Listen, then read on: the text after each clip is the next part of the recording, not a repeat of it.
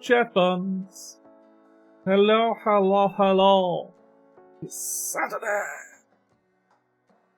How are you all? I am doing pretty okay. I'm getting along with things, getting things sorted. Eagle-eyed chat buns, if there are any, what was any in starting Season 3, I don't know, that doesn't tend to. But they'll notice. May have noticed that the slideshow for the... I've basically redone how I do the artist credits on the slideshow, whereas previously I was just like editing the images and just popping artist credits on the image. Now I've got a rather than got a I found an HTML script slideshow that allows me to put the file names as captions with little excluders so I can number them. And so now it is much easier for me to update the spreadsheet with artist credits.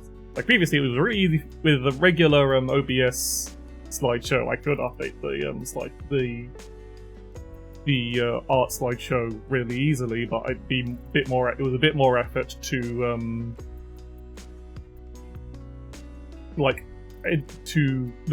make it to have all the artists' names there, and especially when everyone started moving to Blue Sky, some of the artists changed their names. Some of the artists also just changed their handles otherwise, and if I wanted to be able to change that, I needed to also save a non-PNG version of the files of the images, the artwork in the folder, so that was a real pain, and so it put me off updating the slideshow in quite a while. But now all I have to do is drop the image into the folder for the browser slideshow, put the file name as just the artist's name with a number indicator, and bam! I have art in the slideshow. I do need to refresh the it's got a little refresh script and then I have to refresh OBS, but otherwise it works perfect. It's a lot easier, and so I managed to get all my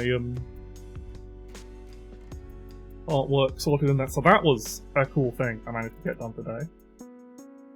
Other than that, I've been obviously messing around. I've changed my setup a little bit, so I'll probably ask this again when I notice someone, if I notice someone in chat, just to make sure.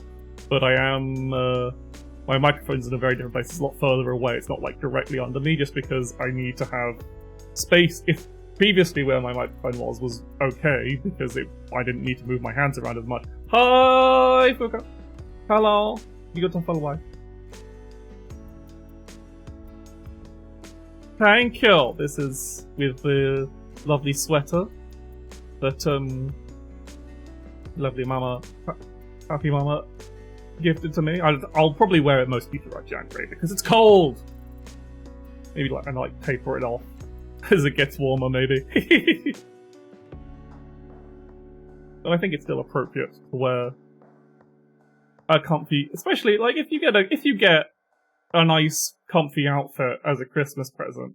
Most time you wear that, you will be wearing that outfit most of January. I feel especially if it's not if it's a proper plain sweater like this rather than a tacky Christmas sweater. You will wear warm Christmas gift clothes all through January. That's just how it works. And then you'll wear them whenever it's cold. In probably a few months, but just normally then afterwards. At least that's what I do.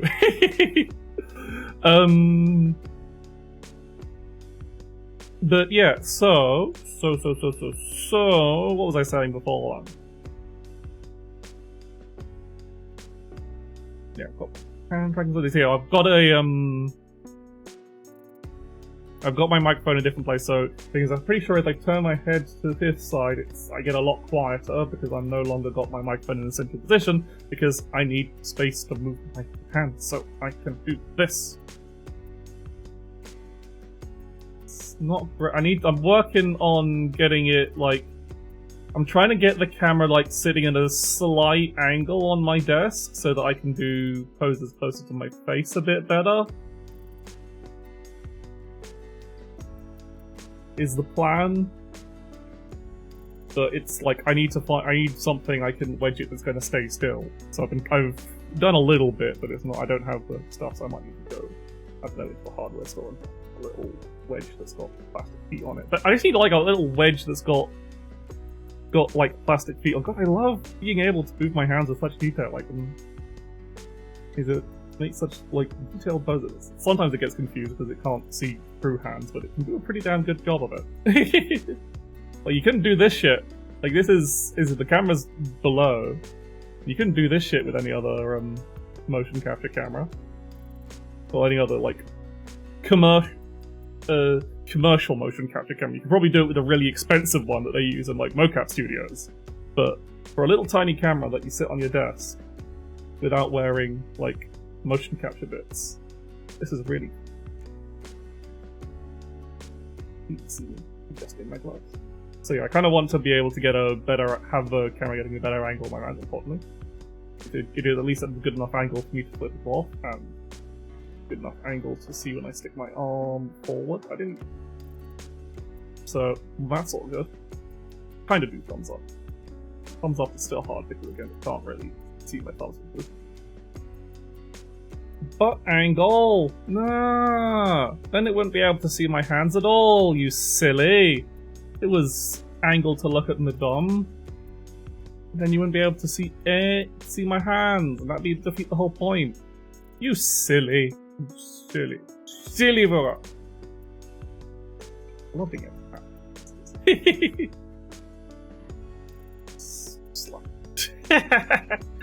So yeah, that's cool. So, but yeah. So like, if my microphone sounds like quiet or distorted or anything, please let me know, and I'll know how to try and adjust things. Like, so far I've just turned the gain up, and that's it. And when I was testing it via monitor audio, it seemed to be pretty good. It seemed to work out pretty fine. But yes, other than that, I'm kind of trying to just think about what I want to actually do this year. There's a lot of stuff I want to do. Part of me really does want to hit that 1,000 follower goal. Like, that's a big thing. Because I wasn't going to try and do it last year, but I just didn't have the motivation to do things that would really up my follower count, really get people to notice me. So, like, I'm realizing that, like, sometimes that will mean I can't just be like, oh, I'll only play weird, obscure things and try and carve out any style. I gotta play something that's big and popular. That's the thing. Hopefully, like, because I can't just wait for fucking Shadowverse World Beyond, because, like, back in the day, back when I was starting out, it was the, I noticed that, like, peeling behind the curtain, the Shadowverse streams were the ones that were getting new viewers and getting new followers, and that was where I'd usually see the most new faces, and then some of those would stick around for the other audience. That's kind of the point. You want to do something that's, if you want to grow an audience, you do have to kind of do that a little bit. You have to play something that you know gets followers, but that you still enjoy. You need to find something that's like popular and gets you followers that still enjoy, and then you can kind of like trap them into also watching you play weird shit. Like Overblood. So yeah, Galco, where's Galcoda? Where could Galcoda be? They were always so active in chat. They kind of like also called me their wife.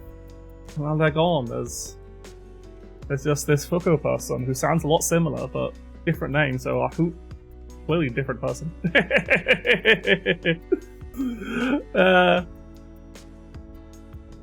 But yeah, but I can't just like be waiting all the time for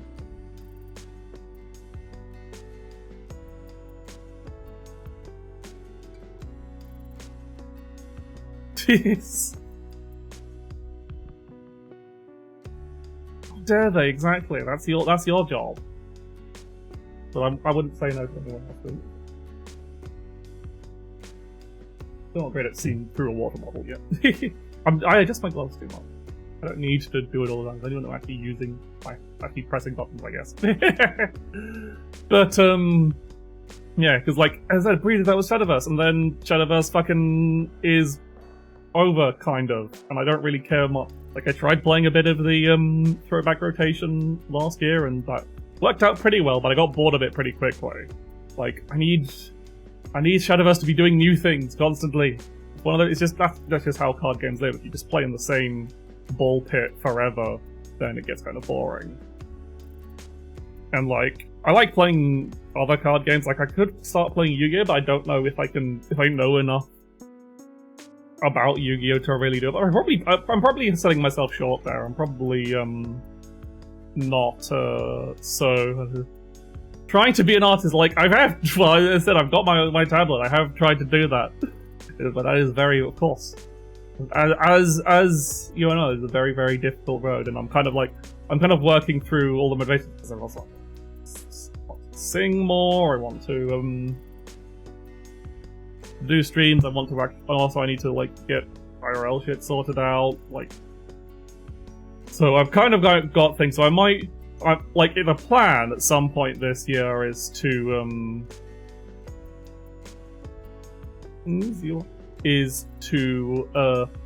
like try to like pick up again all the things I kind of like semi-dropped in 2024. Like 2024 was a year of me like stopping a lot of things, and so I will probably at some point, hopefully sometime in January, like I want to try and like start a lot of things in January so that I can kind of like keep that momentum going. And like so that might be something that's like in the next few weeks or so.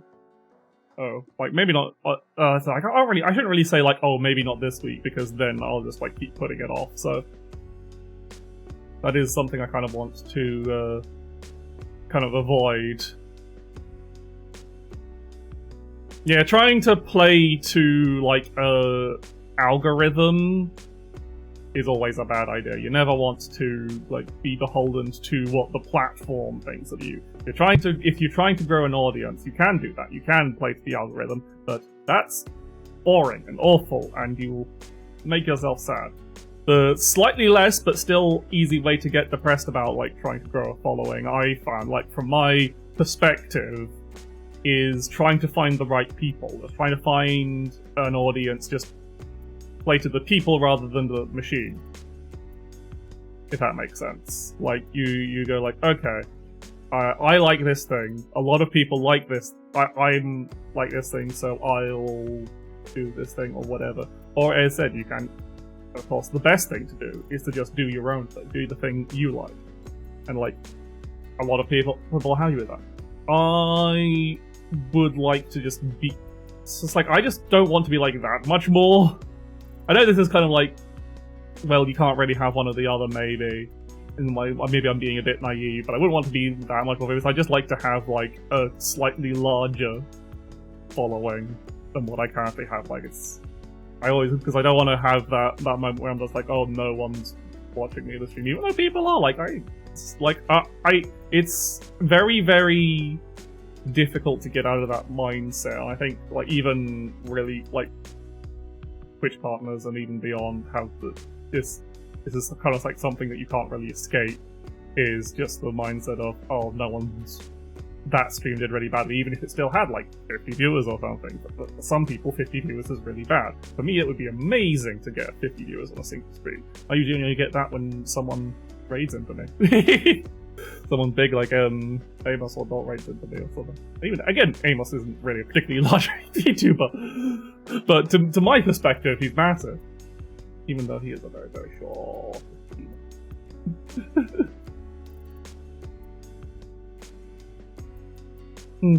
It's I don't want to have... Also, I don't want to, like, ask people for hand. I don't want to ask people, like, be like, oh, you, person who knows me that has a decent following, could you shout me out or whatever. I want to be able to do this by my own way. I don't want to, like, get into that. Because once you start looking at friendships, like, oh, if I am friends with this person, And I've been guilty of this in the past. I have, like, had these thoughts where I was like, oh, if I'm friends with this person, that means they'll show me to their viewers, and thusly I'll get big and famous. And, like, that's a really, really bad attitude to have, because it means you stop, like, looking at people as friends and more, like, clout sources.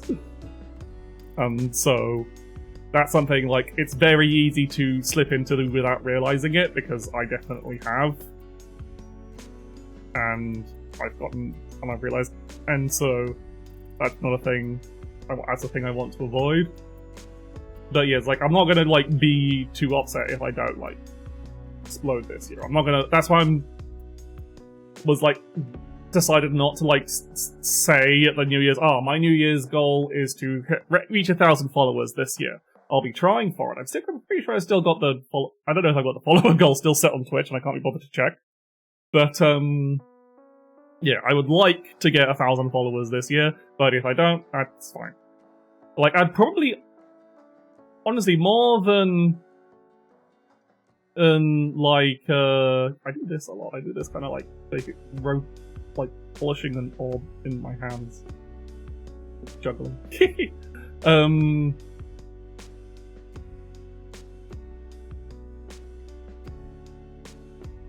Yeah, well, when it comes, honestly, when I see a lot of what you say, Fuka, a lot of it is more your own self-depreciation more than you doing anything bad. I think you're a lot harsher on yourself. For a bit of pep talk, for you specifically, you are a lot harsher on yourself than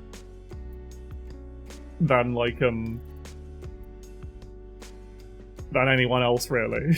Obviously, there's going to be some awful people on the internet who will probably say worse things, but, like, I see most of the criticism of you comes from yourself. And I'm not a therapist, I can't save you from that. But yeah, we can all be a bit selfish, and there's nothing wrong with being selfish. That's the thing. You have to remember, it's nothing wrong with being selfish. It's when you start being selfish in a way that hurts others is the problem. And if you want, even if it's just, like, really annoying someone, or just viewing someone less as a friend and more of a source of doubt or whatever, then that's obviously reversible. So, like, as long as you don't, go like, this person, please, friend, shout me out on your stream when I haven't done anything. Because if you do that all the time, they're just not going to like you, and it's not going to be good for anyone. And you're just going to come off as desperate. But it also means you don't try. I found, like, it meant I didn't really try to make my stuff interesting. I just tried to be like, okay, if I interact with this friend a lot, they'll talk to me, and then I wasn't really interacting with them in a way that was particularly fun for anyone involved. That's what I felt like I was doing. And see when I can. But other than that, so yeah, I'm gonna try a few things. I'm gonna try just probably playing a bunch of stuff that I've kind of, like, dipped my toes into before, just to see if I like it. Probably not something like Apex Legends. I don't think I will. If I can find, like, a good, I want Mecha Break to come out. I could play Mecha Break all day, but I don't want to play the fucking closed beta because it requires you to give your fucking all of your fucking details to them, and I'm like, no, I don't want to bother with that. I don't want to give you all these things. I want to give you as little as possible. Your game, I will literally never buy a cash shop purchase in that game when it comes out, but I will play it a lot.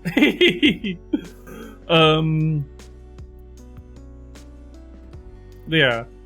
So I'd probably like something like Armored Core 6 would probably be a good place to go, and lots of people seem to like Armored Core 6, so I just need to, like, go back in, because I feel like I have this habit of, like, getting really into, like, a competitive game, like a fighting game, or Armored Core 6 PvP, or something similar, and then not really going through with it, so I never end up being like, I'm S rank at Armored Core 6, or I'm S++ in Grand Blue Fantasy Versus. And then I never do that, and then I never really get particularly good at any of these games. I kind of feel like that's a bit wasteful. I think I definitely could be really good, because I don't know if you know this, but I'm pretty damn good at everything. But like, when I play something and if I enjoy it, I do tend to be pretty damn good at it. Like, that's just what I am. When it comes to generally kinds of games and stuff, I'm very competitive and I'm usually good enough to back it up. Like, I tend to do less well with like precision twitch shooters and stuff. I just don't have the speed for that. But something like, again, like Armored Core 6 or Mecha Break or something like that, those are the kinds of stuff that I'm confident in, and especially card games. Like, I might not be the best at Yu-Gi-Oh! Master Duel, but I'm damn okay at it.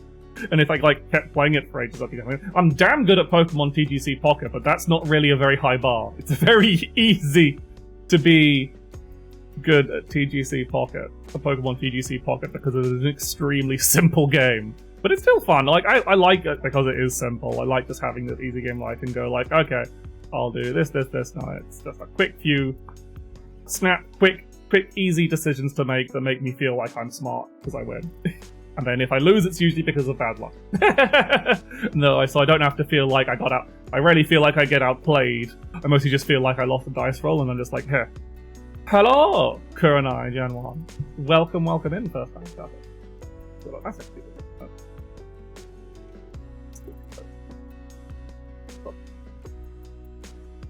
But, yes. So, yeah. I could kind of like... There's a couple... I kind of like thought about doing, potentially a short rant about how to win at Pokemon TGC Pocket, because it is a hello back to the crook. Welcome in. I feel like a lot of people have very specific ideas about the meta, and they're kind of like, oh, it's just coin flipping, but it's like, yes, it is a lot of coin flipping, but it's, also, like, you can work it in your favor if you just know how to have because it is just a lot of coin flipping. It's not like rolling dice or randomly picking or not always randomly picking that many targets. Well, there is a lot of random picking targets, Dragonite deck or a Gyarados EX deck or something. It's very... If you learn how to do like risk management, you just have any kind of mild sense of statistics, which I have from my brief time attempting to do a physics degree. You can kind of like work that in your favor, because sometimes it's really simple stuff, like the big TGC Pocket meta thing that everyone says, oh, this is the best deck, is, even though it's probably just like it's one of the top tier decks, it's not like, I wouldn't say it's the best, I think that's still Mewtwo EX probably, or is the Celebi EX deck. This is also an easy one to explain. Celebi EX is a simple card. It's got one attack that is, for every energy attached to it, flip a coin, for every heads, deal 50 damage. And you combine that with Superior, who has an ability that means every grass energy attached to a grass Pokemon is doubled. Hi, Rugi, shoutouts to women indeed.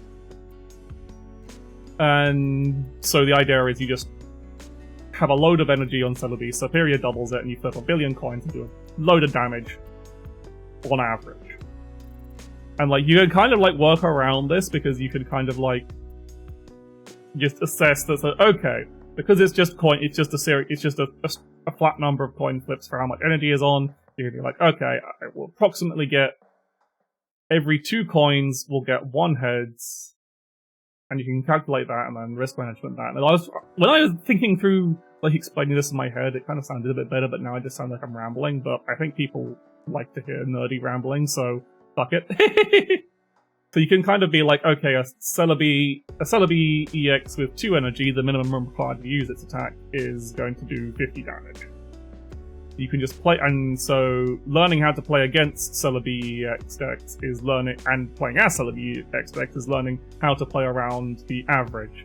Hi, Atomic Runner, I'm ranting about Pokemon TTC Pocket because I want to rant about something. I've basically just gone off on this tangent, just explaining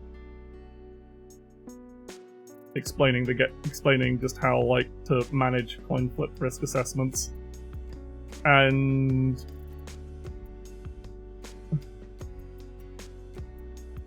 yeah, so it's like you can go there and then like you can always play around. So you play for the average. So you make your plays assuming, okay, I'm going to assume that my Celebi EX with 4 energy is going to deal 100 damage.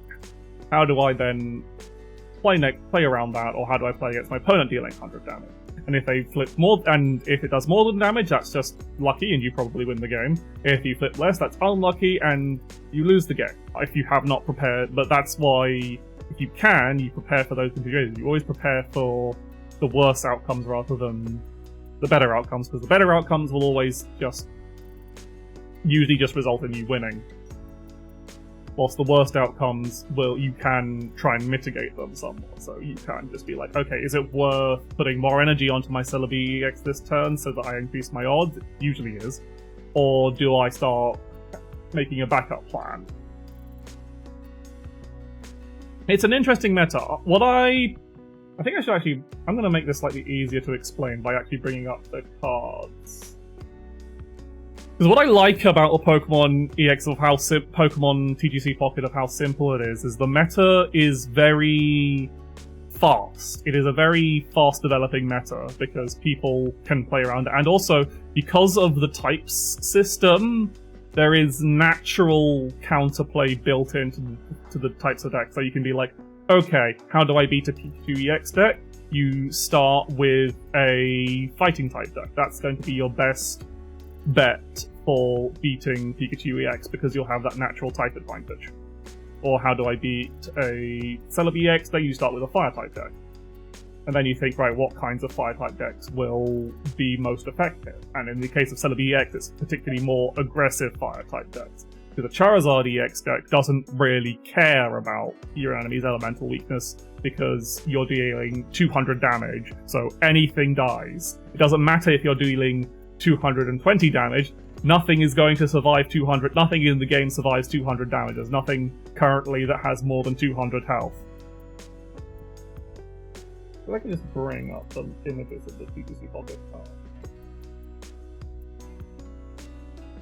So I can kind of like bring them up on stream real quick. Everything comes like it's got. Okay. Let's test it. So,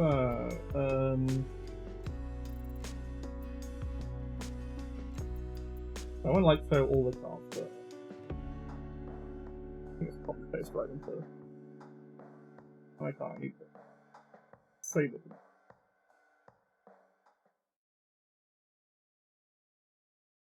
Give me a moment.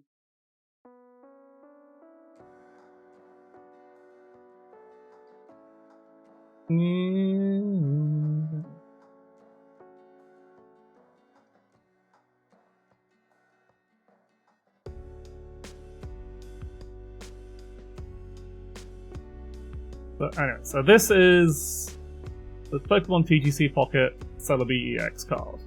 It is, as you say, you can see it's got 130 health, it's got retreat cost of 1, which is very strong, and that's how it's like. So this is kind of like from the latest set, this is the card people say is the strongest, and it is pretty damn strong.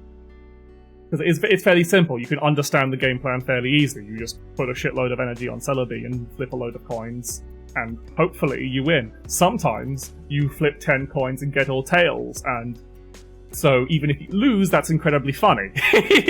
That's one of the amusing things about Pokemon TGC, because you have to be ready to be like, oh, I was just so unlucky that I lost, and be able to say, that's hilarious, rather than go, that's annoying, because otherwise you will have a bad time.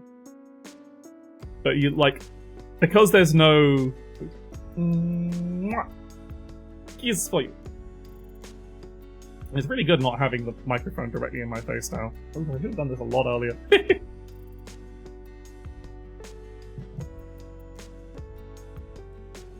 One thing I get from playing it is people love to flip coins. Yeah, this is the card game all about flipping coins. And Celebi EX flips the most coins you've ever seen. It's amazing. Well, it's amazing. Personally, my favorite of the cards is actually the even if coin flip decks are miserable to play. Yeah. No, I don't want that Superior, I want the other Superior. One you can actually read the text on. This is a very pretty card, but I want the one.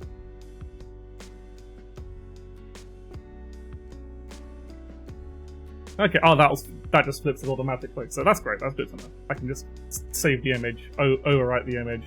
So, like, you combine Solar BX with Superior, who has this ability. You don't really use Solar Beam unless you're in a pinch, and you just like, okay, I need reliable 70 damage. My Solar BX is not here, it's dead, it's whatever. Or you just like, okay, I can just win just by doing this rather than risking flipping a coin. Because, like, you have to remember, by its ability, the Solar Beam is still only 2 energy. Because they count as 2. Unless for some reason you're running a mixed deck. In which case there's really very little reason to play a mixed energy deck in Pokemon TGC Pocket right now.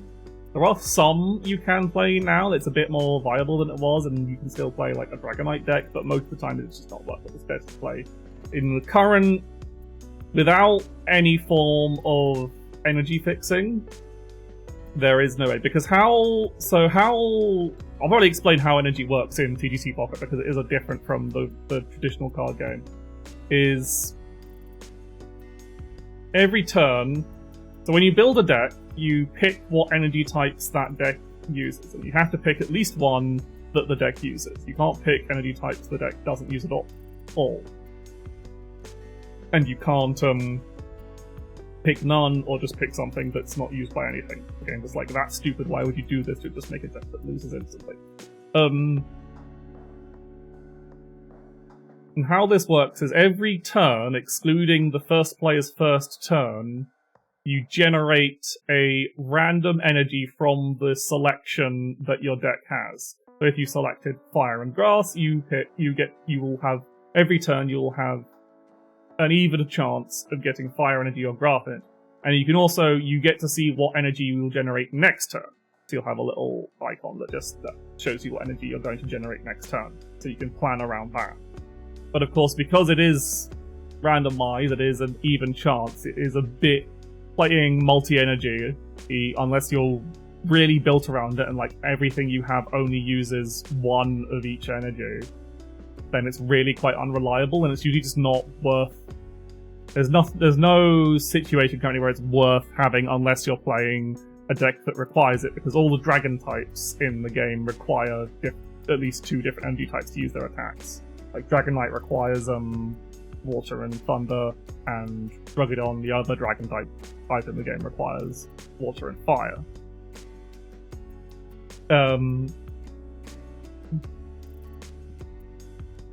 So yeah, there's very little reason to run a mixed energy generating deck.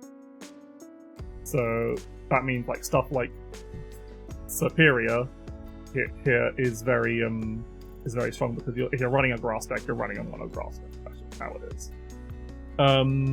Again, this might change in the future. What I think they might do is add a card what I think they should do, actually. I don't know if it's like the best choice. As I said, I am not the game designer here, but in my opinion, I think that if they just made a trainer card, like a trainer supporter card, which has the rule you can only use one supporter card a turn, so you can use it more than once, that just sets your current that says, if you have an energy available to use this turn, set that to an energy of your choice.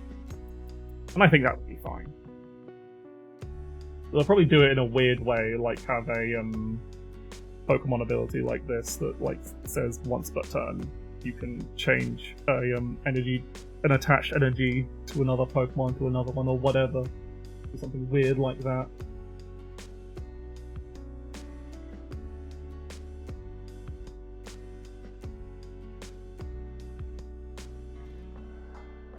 Anyway. Yeah, Pokemon fixing. Hello. That's what I think they should hopefully add, and then that'll make multi-type decks a lot more viable. But you can also just... so far the only really way to mix stuff is to splash something that has, like, it's full colorless, because of course you can use energy as colorless, so colorless Pokemon are very splashable. You can put them in any deck, and well, they're normal types in the actual Pokemon games, but here they're called it's called colorless because there isn't really. I don't know, but I do that, and this is my favorite. This is my favorite card. I love UEX. This is. You can probably already tell why. So it's a psychic type, and it has an attack that requires psychic energy, but it's only a base 1 and 20 damage attack, so it's not actually necessary. So you can actually put this UEX in any deck you like. And it's great, because you can you're just like, okay, what if my win con was my opponent's win con? Because genome hacking is very, very funny. It just lets you put three of energy, 3 colorless energy of any kind. You can you just copy one of your opponent's attacks, and any additional costs to it you only have to pay if it's like necessary. Like a lot of the fire Pokemon have strong attacks that require you to discard fire energy. If you don't have fire energy attached in UEX, you just get it for free.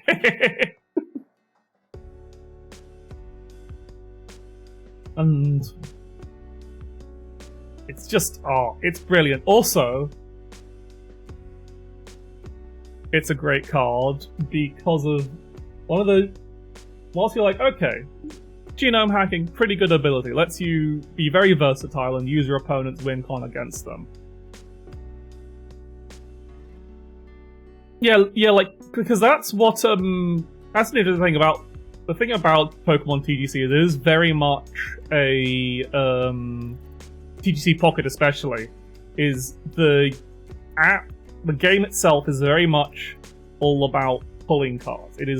They have realized that a lot of the appeal of the actual card game is opening the packs and seeing the shiny cards. It's why people still buy packs instead of singles. So they have done a very good job of making opening packs and collecting cards feel good. You get lots of points, you get lots of rewards, the animations are lovely, the cards are beautifully animated as you rotate them around. You have those beautiful immersive art cards that you can press and see a beautiful animation come out. So a lot of people are going to be talking about, wow, I got this god pack, wow, I got this thing. I'm a fucking nerd, so I'm talking about how the actual like battles play, even though the battles are really simple, and I won't even admit that they're particularly good, but because of how simple they are, I find them quite fun. So you also have to remember a long battle in TGC Pocket can take around 3 minutes. It's a very fast game because it does just end really quickly. Yeah. I need to. What makes MewEX really strong, however, is not just genome hacking, but also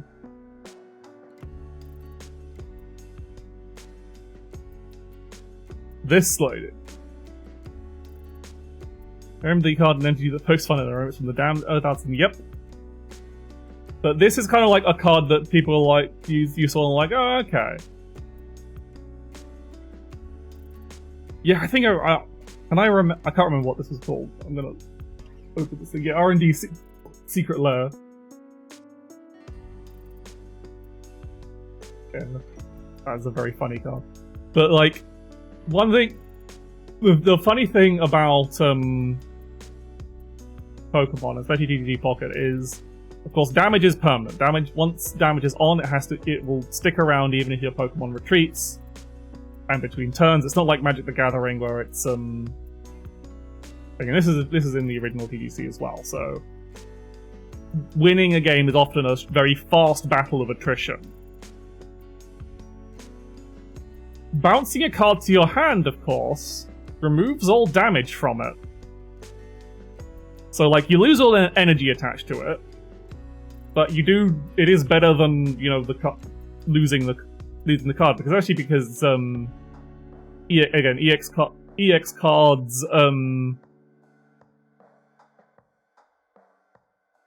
odds have, if they get knocked out, your opponent gets 2 points out of the 3 points they win. So you probably saw that on the bottom of the card previously, so when they got... So you're having a card that specifically bounces Mu EX, which is important also because Mu EX is a basic card.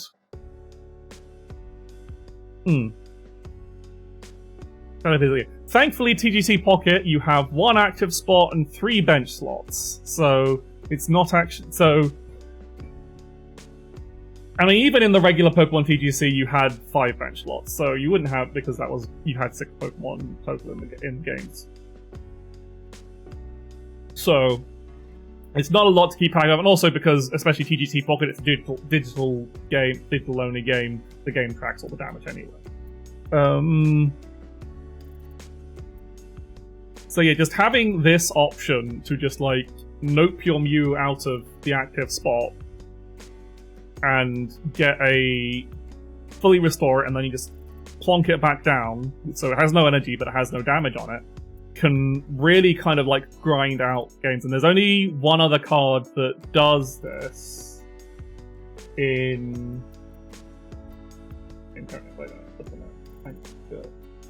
from the initial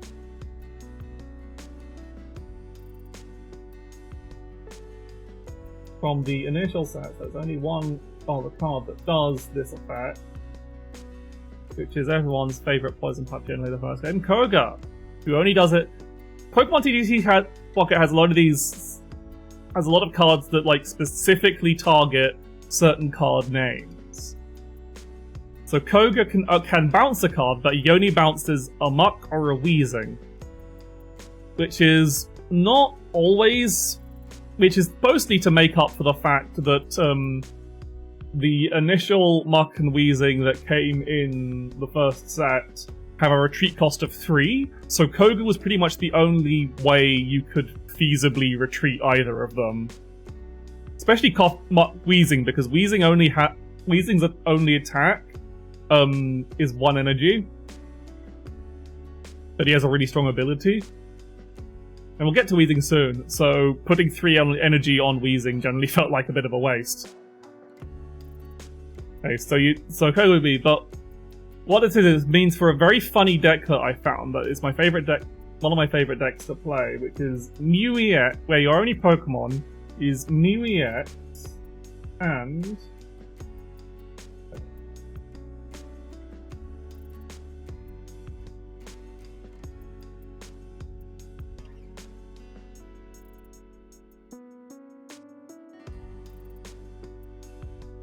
Weezing from the first set, not the second set Weezing.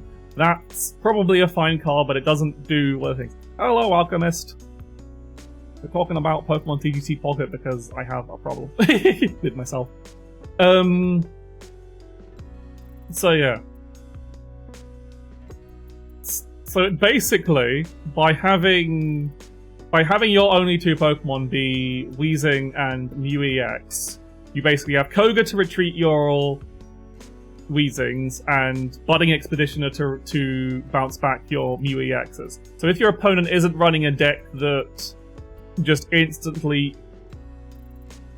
There. So even if your opponent... if your opponent's not running a deck that like routinely instantly kills your stuff, you can grind them out really easily because Weezing's ability Gas Leak poisons the opponent's Pokemon, which does 10 damage at the end of each... beginning and end of each player's turns, I think. I can't remember exactly when it happens. I always forget exactly when it happens. I know it happens at least at the end of the turns.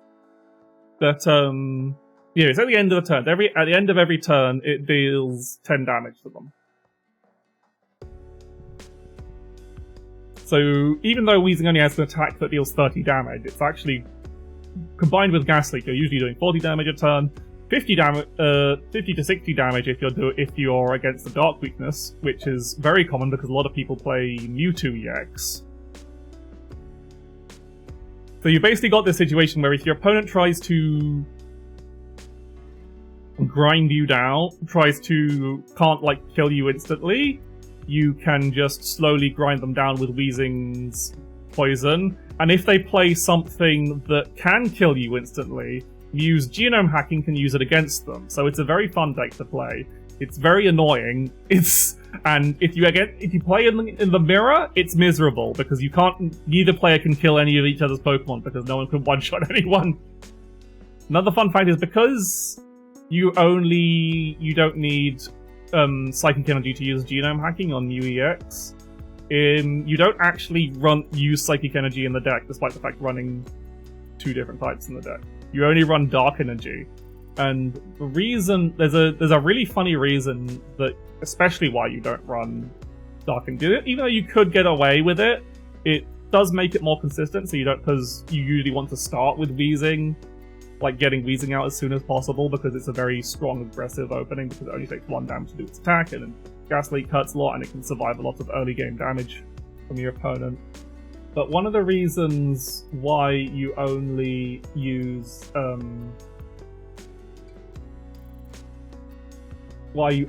Dark Energy in the deck and forgo Mew EX's like normal attack is because one of the most common decks in the game is of course this guy. And so you can see if you have no Psychic Energy, and so he's got his powerful Mewtwo EX has his powerful side drive where this is 4 energy and he has to discard 2 Psychic Energy for him after he's used it. And there's 150 damage, and 150 kills most things. It's like a lot of things. It kills Celebi EX, it kills other Mewtwo EXs, it kills most things, and even then Psychic Sphere is a bit strong. And you overcome the fact that it's discarded 2 energy by having energy ramp from Gardevoir, which lets you put an extra Psychic Energy on your active spot each turn. I don't need to bring up Gardevoir, I just explained exactly what it does. So Mewtwo EX is one of the strongest decks because once it starts side driving, it just starts killing anything, and it's decently bulky at 150 to survive most other attempts to kill it, except of course from another Mewtwo. Or Mew. So Mew EX has become very popular, mostly as an anti-Mewtwo EX tech. And especially if you're not on Psychic Energy, because that means you can side drive for free. If you're using Psychic Energy on Mew and it copies side drive with genome hacking, it does copy the discard to Psychic Energy effect. And that's not like a cost, that's just like that will happen. And like normally, as Mewtwo EX needs 2 Psychic Energy to use the ability, then it's going to have the 2 Psychic Energy to discard. Mew EX might not have 2 Psychic Energy. So it can just use side drive for free and blow up Mewtwo, and it's great, I love it. The main deck that like Mew EX Weezing struggles with is actually Pikachu EX, because Pikachu EX very simply has a 2 energy attack. It's a very aggressive deck. It's got 2 energy attack that deals 30 damage for each of your benched lightning Pokemon.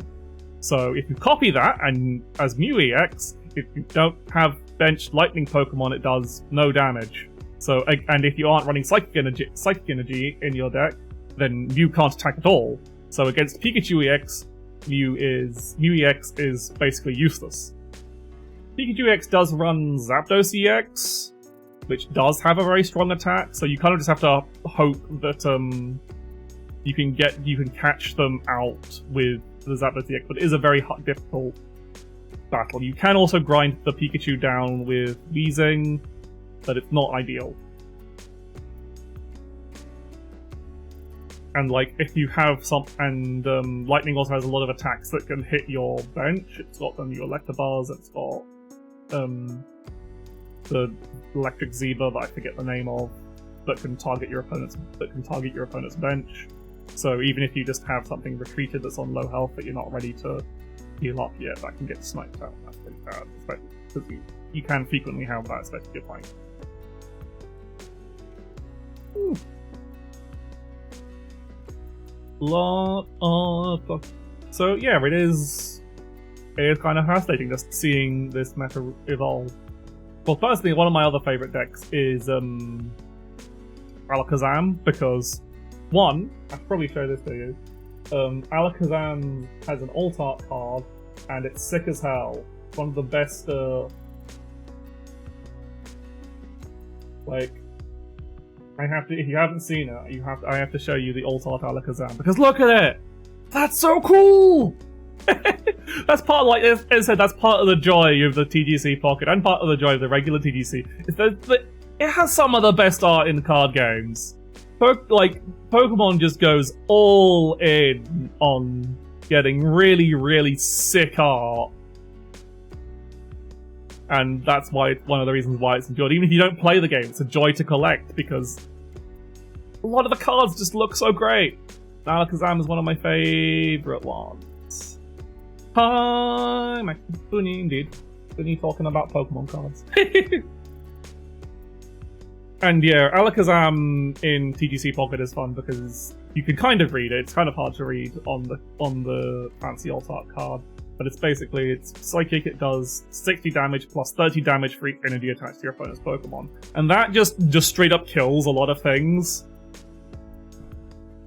Like, that scales up. Oh yeah, the Marshadow full art is so good. Like, there's so many good full art cards in TGC Pocket. You really like the Alakazam art, I swear. I really don't like it. I swear when I look through Friend Security showcases, you've got this very card on the showcase.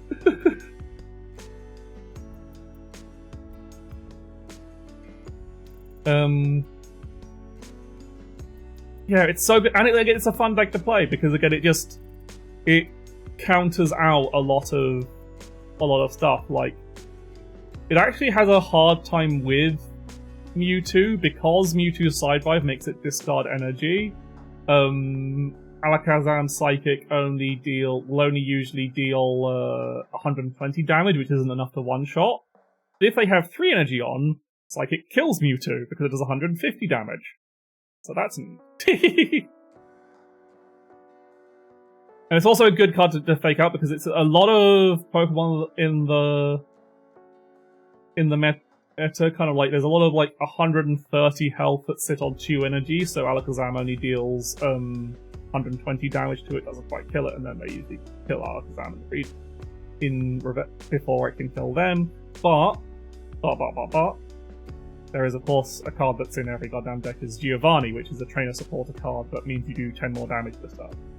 So you can catch people out a lot with that.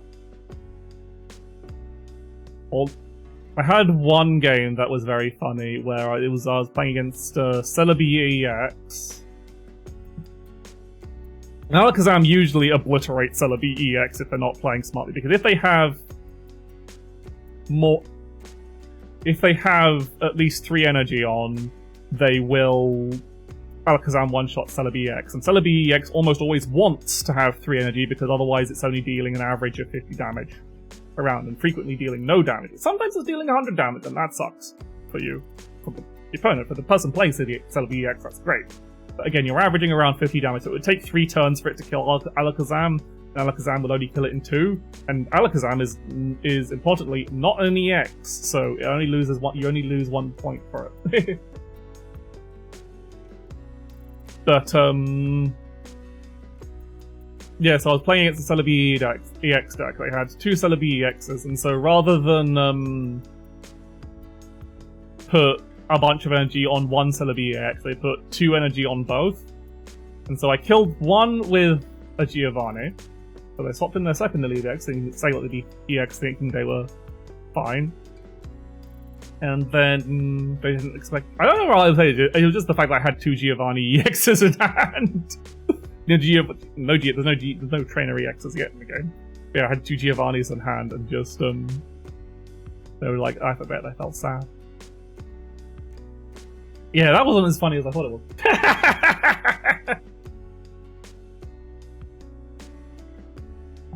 Like, Giovanni's just a card you play around. Every deck runs Giovanni.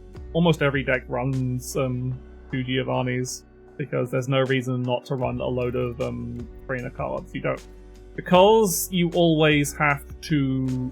Because there's only so many points you can get in before the game ends, and because you've only got you've got a very limited board space, and because you will always draw 1 basic Pokemon. Is that what I have?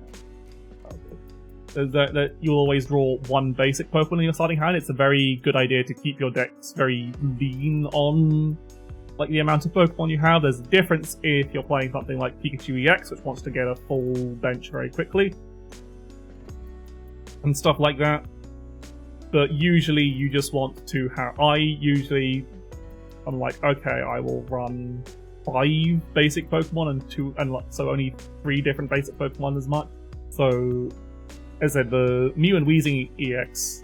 Mew EX and Weezing deck only runs 2 Koffings and 2 Mew EXs. That's all the basic Pokemon it has. So in my opening hand, I will have a 50-50 chance of having a Koffing or a Mew EX.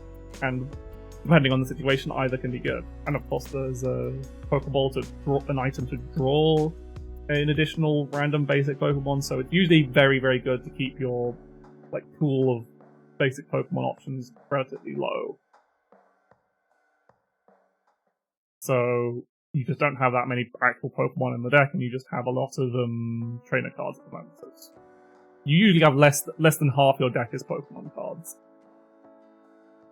But again, it can vary depending on what type of deck you're on. So everyone's always going to run Professor's Research, because that draws you 2 cards. It's Pot of Greed, except you can only play it once per turn. Supporter. And Giovanni, because it's damage increasing. And then Sabrina, because that forces your opponent to swap out, which can win the game if you use it correctly. Or just buy you a turn in the worst cases. Or it does nothing in the worst cases, actually. In the worst cases, it basically changes nothing. But, you know, it's a very strong card effect. And then, like, there's various other cards. Hi, Kala.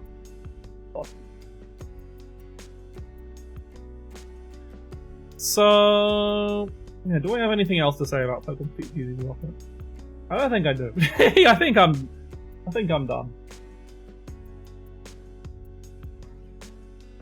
So yeah, it is just hello,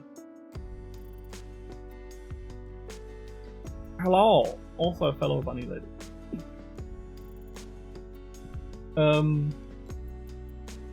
So yeah, so I think it is a fascinating, like, fast game to play. So I kind of like enjoy playing it, even if it's, you know, a bit simple, a bit most decently luck based. But I think there is enough ways to play around luck. I think if you don't like the coin flipping aspect, don't fucking play Celebi EX or Water decks, because Water decks are heavily reliant on Misty.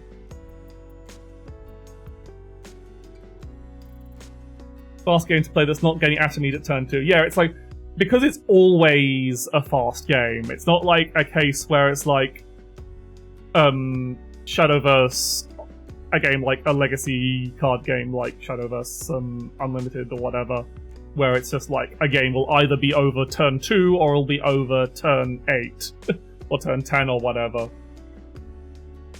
It is a game that is always over very quickly because every turn is really fast. So even if it takes a lot of turns, the game is fast, and it's very... you win in a couple of good trades. Because you only need you need to knock out 3 Pokemon to win, and only 2 of them if one of them was an EX. And a lot of people play EXs because the EXs have the actual power to stop, so it's very interesting when you got counter picks like Alakazam, that is a deck that doesn't run any EXs, or very fast fire decks. Like, if you want to just get very fast wins, and you don't want to, and you want to get them without, like, getting particularly rare cards, you can just play a Blaine deck, which is very good. It kills Celebi really quickly, which is going to be one of the popular decks. It can just outrun Mewtwo EX if it's fast enough. And it requires no EXs, no particularly rare cards. You just need Ninetales and Rapidash and you're set. Ninetales, Rapidash, and Blaine, and that's all you need for a Blaine EX deck. Either Rapidash, and there's 2 Rapidashes to pick from, and they're both good.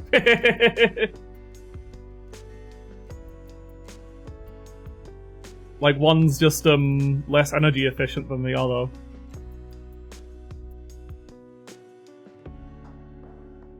So like, if you wanted to be like, okay, what's the best deck to start as a free-to-play player, I would absolutely recommend a Blaine deck. But you can even put Magmar in there if you want. Magmar's also fine. But he's also another card that Blaine affects. Blaine's effect is just for Rapidash, Ninetales, and Magmar, they deal 30 extra damage with their attacks this turn. So, and Ninetales Ninetales' attack Flamethrower is 2 fire energy for 90 damage that discards 1 fire energy. So you're not really playing anything fancy to kind of get rid of the fire energy, you're just like going, okay, bam.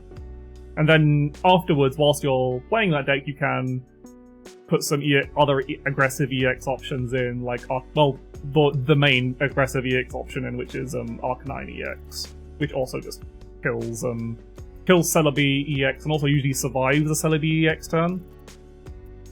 Play against Celebi EX, it's basically, you have to assume it's going to deal about, whenever it attacks, it's going to deal about 100 damage, because typically you'll have a Superior in the back and a Celebi with 2 energy on it, and then let's say you're dealing with a Celebi that's going to do 100 or 150 damage. Arcanine has 150 health, HP, so it'll usually survive. If it doesn't survive, you're unlucky, and then, game's over, whatever, play the next one.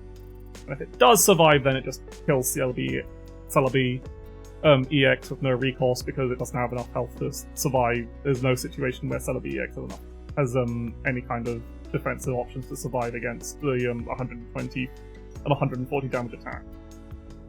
Because there's one card that can reduce the damage you're taking, but it only reduces the damage taken by 10, and Celebi has 130 HP, so if you're dealing 140 HP, nothing matters, it's going to die.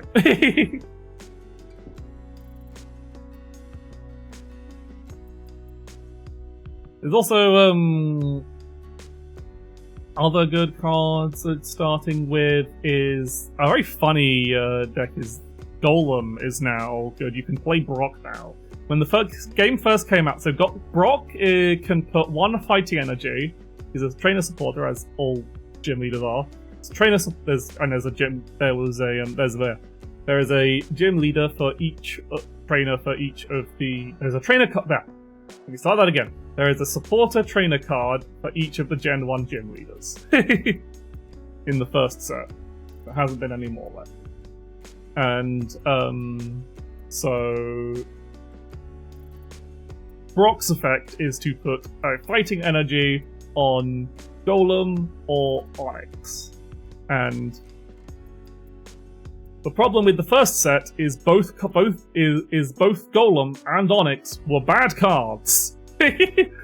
Like, sure, because they have to be built up. They were built around having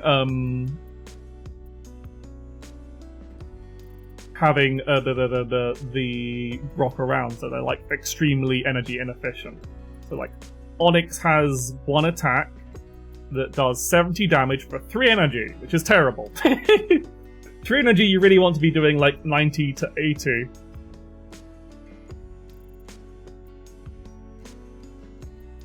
At least. And Golem was just really slow, especially because the first set's pre-evolutions, it was like, okay, you have Geodude that has a 1 energy attack that deals 1 damage, that's fine, that's good, that's your standard.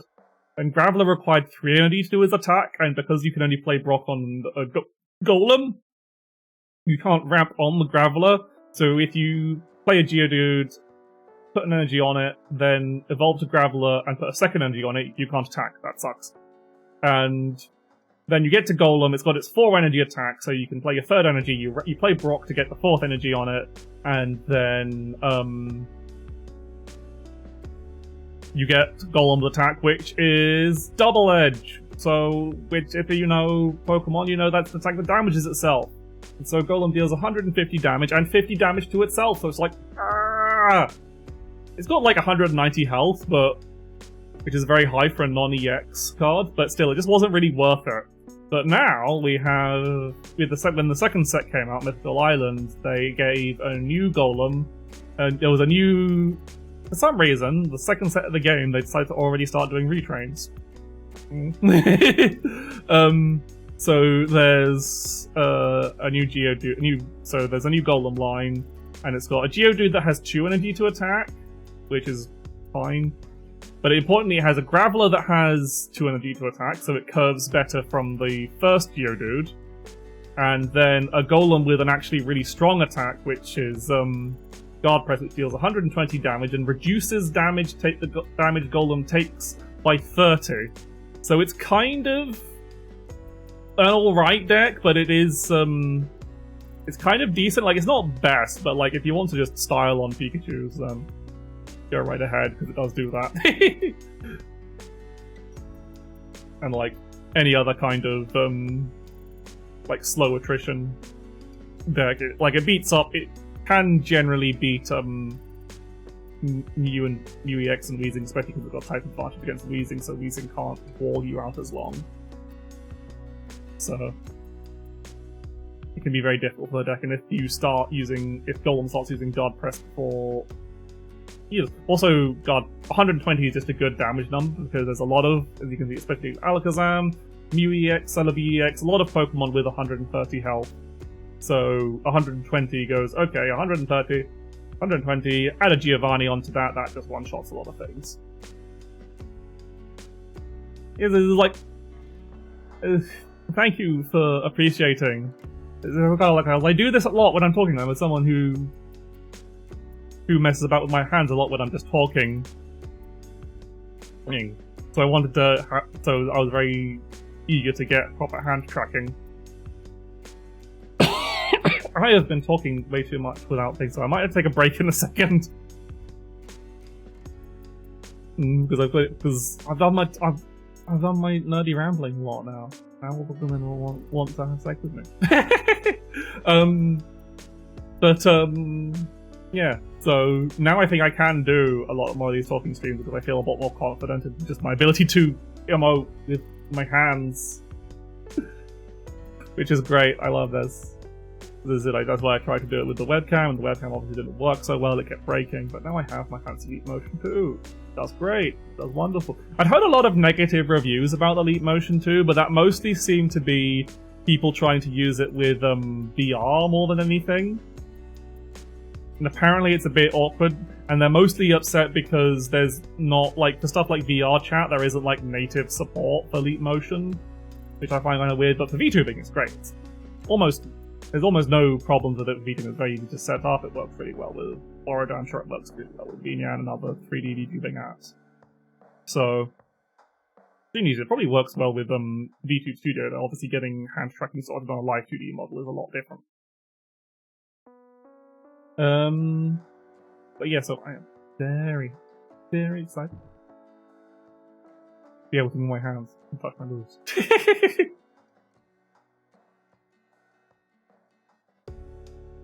But yeah, so it's interesting, like, just looking at the as well, like the meta of Pokemon TCG Pocket, and just how, because it's so simple, it's a lot more knowable.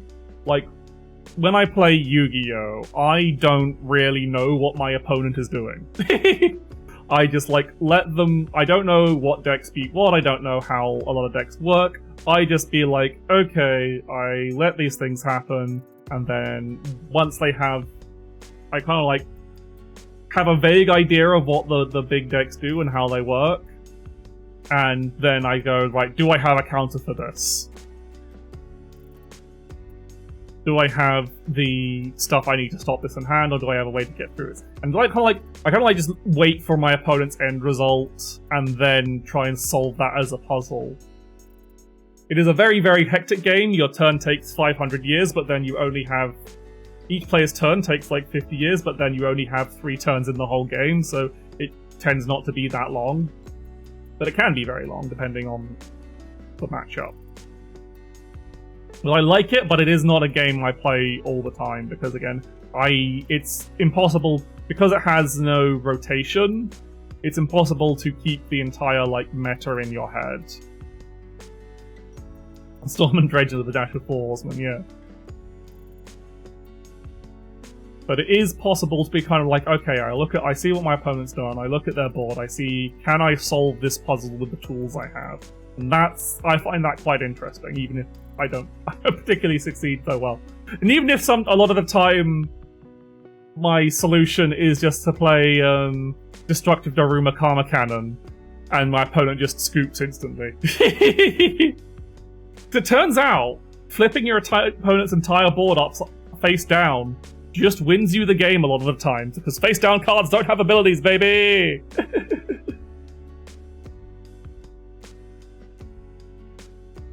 And I'm playing White Forest, which has access to double piercing, which means if the card's in face, you're attacking a defense position card, you not only deal damage, you not only actually deal damage as if you're attacking an attack position card, but it doubles it.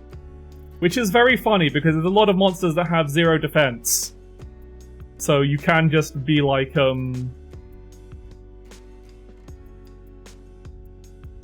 okay, I set you all in defense position, and BAM! I one-shot you with a monster that has like 4,000 attack. It's very funny. But yeah, that's why I don't really think I'd stream that much Master Duel unless I was playing with a friend or someone. I don't think I'd make that a particularly interesting. Also, it's not a game I want to play for a particularly long amount of time. I want to get a couple of games in and then be like, okay, that was fun, I've had my Yu-Gi-Oh! For the day. But I do enjoy it, and it's got lots of cards that are just incredibly... Sorry, Alice, I understand. We're done talking about Pokemon now. It's got a lot of card art and card archetypes that are very, very Yuri, very lesbians. So I could just play all the decks that have all my favourite lesbians in it, like Live Twins and White Forest and Labyrinth. Like the deck I currently play is a mix between Labyrinth and White Forest. It isn't like optimal for either of them, but it is incredibly versatile because your opponent can stop your Labyrinth plays, or they can stop your White Forest plays, and it's very hard for them to stop both. And they kind of play well into each other because both White Forest has a very strong normal trap available to it, and Labyrinth likes normal traps. What I really like about Labyrinth is just like, what do I need? Just is there a normal trap that solves the situation? Excellent, perfect, put that in the deck. And one of those normal traps is Destructive Daruma Karma Cannon. And Lovely Labyrinth is very pretty. I want to get, like, if I ever do... Yeah, this is it. I talk with my hands so much. I move my hands about so much. I am an immense fidgeter. That's my main autism trait, is I am always fidgeting. You can see me constantly adjusting my own gloves. My current stim is adjusting my gloves. So it's like, I thought like that was why I really, really wanted to have hand tracking.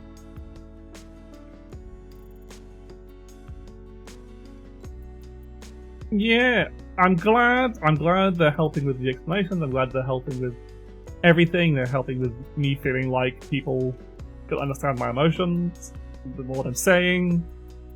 You know, yeah. And like I said, the leap motion is really, really good for this. I can't really do, how to do it to them. It doesn't do well with fists upon there. Like, I had to do it to them. If I go to the actual pose, my hands are too low down, so the camera can't see them because they go below my desk. But yeah. So I really like playing Yu-Gi-Oh! I just like playing a lot of card games. It's just that I don't play a lot of them in a way with a way of that be streaming, because I don't play them particularly long. I'll play like a couple of minutes for a day, and then be done with it. And so the only one I could really play for a long time at any one time was Shadowverse. Of course, I have to wait until fucking Shadowverse Worlds Beyond actually comes out. They have finally given some kind of news in that they said they will have news in March. So in 3 months we will finally hopefully have a release date for Shadowverse Worlds Beyond. I need it, Cygames! Give it to me! But, yeah, it's just Shadowverse 2. But I'll be very happy to do that. I really want to try and, like, drag some people into that, so I'll probably, like, see if I can, like, ask around people. It's like, hey, do you want to learn how to play... Oh yeah, Atomy, like, I'm pretty sure, like, the first set will be all the classics from Shadowverse, but, like, different. So we'll have a new Atomy, we'll have a new... Oh, we'll have... I bet Albert will be there, we'll have Olivia... I mean, there was a new Olivia in one of the last Shadowverse sets, but... Okay, we'll have Atomy, we'll have Olivia again, we'll have, who else was it? We'll have Mordecai. Will they finally make a good Mordecai card?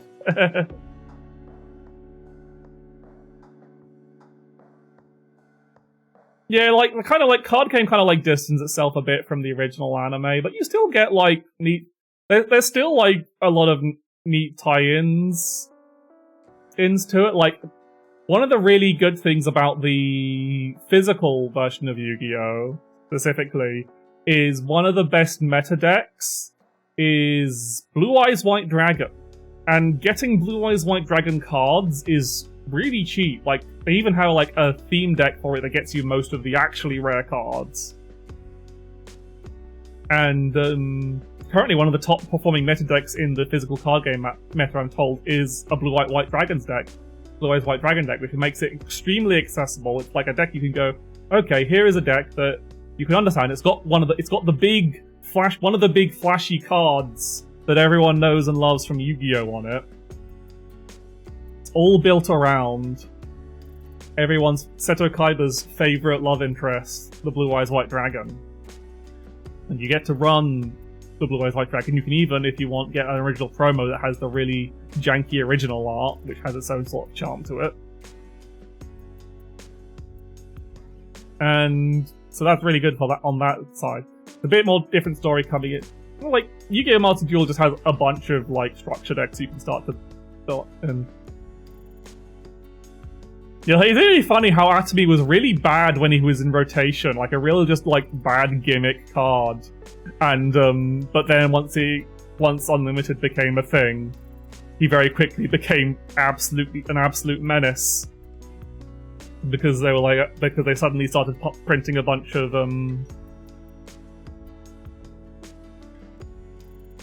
a bunch of, like, amulets and really low-cost board floods. Because they were like, okay, Atomy's out of rotation, he can do this now, and it's like, that made...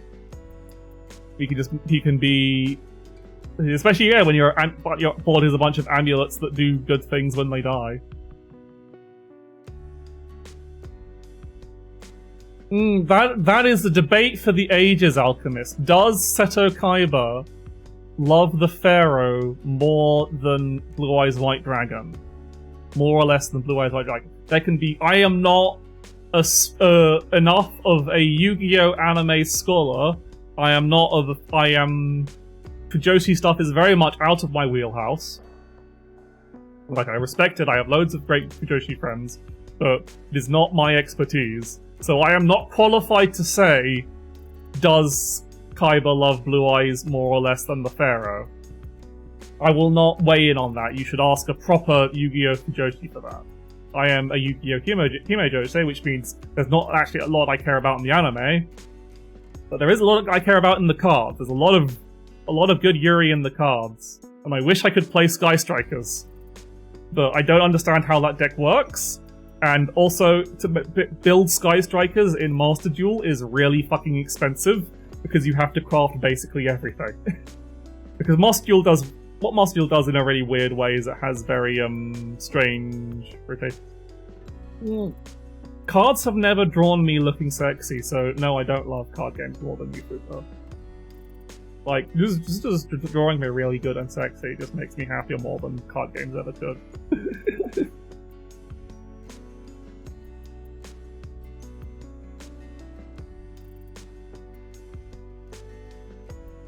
I just lost my train of thought there for a second.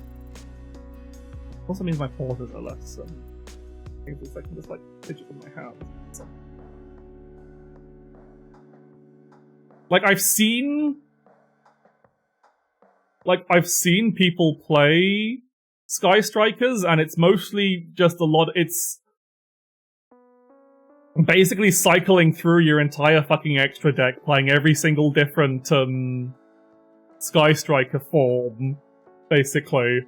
And your opponent just goes, can I do anything about this? No! And now you've got a bunch of spells in your graveyard, and the deck is, and your monsters have 1 billion attack, and I can't do anything. Oh, well, I guess I lose. Like, I like Labyrinth, it's fairly straightforward. You get your lovely Labyrinth, you get your Lady Labyrinth on the board, you get a bunch of traps on the board, and you're like, okay, I stop my opponent from doing shit. I have to obliterate every single card they own. And the White Forest side just says, okay, I just turn all your shit face down and smash you for 1 billion damage.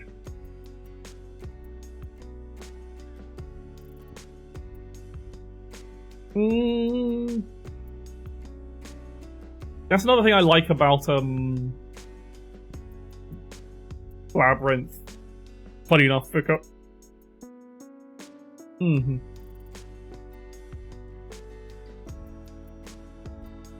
oh, yeah, no one fucking reads cards in Yu-Gi-Oh! You read decided to look like it's a full deck. That's very funny. Yeah, like, Labyrinth actually plays really well against Maxi because it doesn't usually do big, special summon chains. It's usually like, your opponent plays Maxi, you go, okay, I special summon, like, 2 monsters this turn, and pass, and set a bunch of traps. Like, Maxi, like, when I play Live Twins, that does need to do a lot of special summons in a single turn, so if your opponent gets it on Maxi, and it's like, oh, no! Why? I just have to hope they don't draw anything that's going to kill me, but they usually do. But, like, I'm fine with Maxi. It's just one of those cards that's just like, oh, you just put it in every deck. It's whatever. It makes the game easy. Like, having a bunch of URs that you kind of, like, have to put it at least makes the decks arguably cheaper, because that means you don't need to have as many other URs in the deck, because you've got your decks full of mandatory ones. So you're just like, yeah, I need my 3 Maxis and my 3 Ash Blossoms. And my 3 Infinite Impermanences. That's 9 cards out of my deck sorted.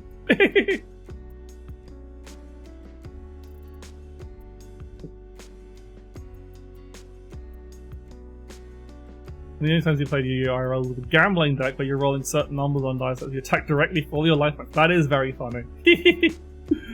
That does sound incredibly funny. Well, Yu-Gi-Oh! Is full of wacky stuff like that. That's like, Yu-Gi-Oh! Is the card game you play if you want stupid shit to happen. Like, you know it's going to take 5 billion years to resolve your combo. You know it's going to be needlessly complicated and your opponent can draw their entire deck. But that's the fun! It's insane, it's stupid. You want something balanced, go play Magic or whatever, but then Magic isn't particularly balanced, and Magic is also fucking stupid right now. I think I share a lot of people's pain when we thought that the fucking horror set was just horror movie themed and just kind of like, yeah. Yu-Gi-Oh! Board game, which one? That's a question. Which Yu-Gi-Oh! Board game, Fuko? I think there was several. There was loads of them. I'm pretty sure. But it depends if you count, like, Dungeon Dice Monsters. Oh, the anime, where they had... Well, the first season wasn't just, like, board games, it was just, like, games in general. And I guess there was a fair few board games. I guess if you count card games as board games, that counts as well. Yeah. Yeah, the original King of Games stuff before it became... They got their marketable card game. Like I said, I never really watched the season 0 arc bit. I was only one of those people who watched fucking before.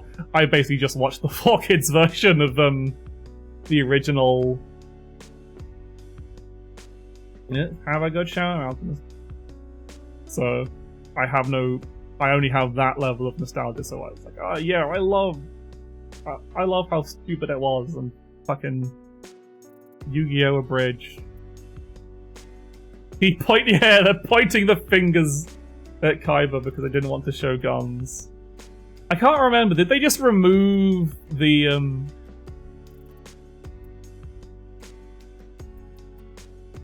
when the scene where a guy points a gun at Kaiba and he jams it with a copy of Gemini Elf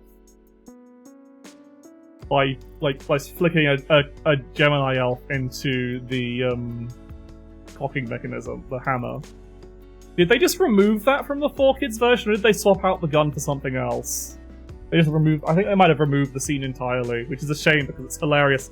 What's doubly hilarious is yeah, they just removed it. What's doubly hilarious about that scene is in the original, at the time of the original, when the original like first set of the card game, when the anime was airing and they were selling the card game, Gemini Elf was one of the most expensive cards in the game. Like, to buy online, it was like a really, really pricey card. So the fact that he used specifically Gemini Elf. Because back then, if you were a normal monster with 1,900 attack, you were fucking... that was the shit right there.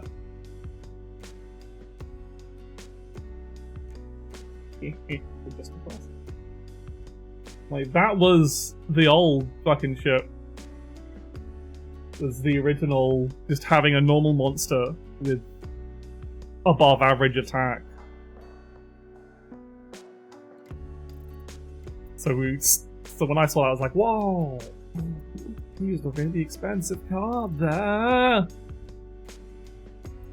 Also, the fact that the average card that the protagonists use were worthless and awful and terrible. You know how they made a big show of all the fancy fusion monsters in the anime? And how in the actual card game, every single fusion monster was almost complete fucking garbage? Because it's like, hey, you can... Yeah, because you have to have each material in hand or on field, and you had to have polymerization. And often the thing you fused to was worse than a vanilla single time. Yeah, fusion didn't work the way it did in the anime, because in the anime it made it sound like you could fuse anything.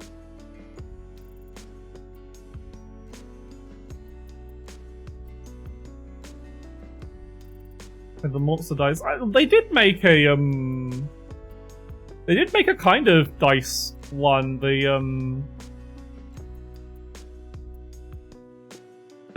Dungeon Dice Monster, they did make that into a physical game, I think. I don't think it did particularly well, but they did make it into a game that was very short-lived.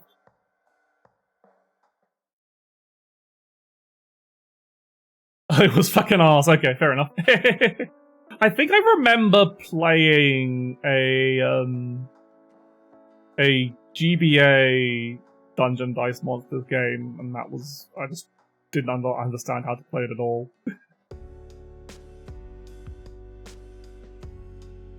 Oh, my throat is... Okay, so my throat is currently really dry, so I'm going to take a quick break and get some water and go to the bathroom. So I really need to... As much as I want to keep talking for now, I'm going to take a break and talk more afterwards. So, see you in just a little bit.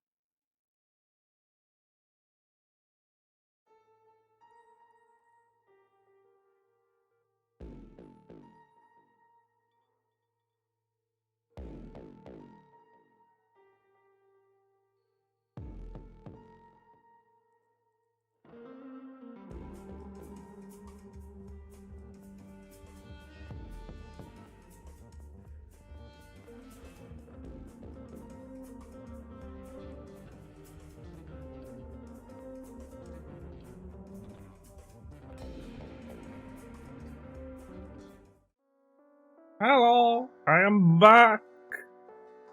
But yes, but yeah, Yu-Gi-Oh! Is a silly fucking game. Maybe I should. I'm trying to think about, because I kind of want to. Now that I'm kind of done yapping for now, I kind of want to play something. Maybe I will play some Master Duel. I don't know if I really want to. At this point in time, I'm just like, I think I do. I thought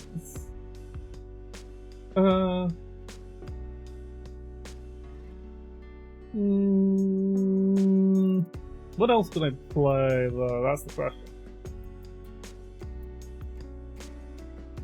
I'm trying to think.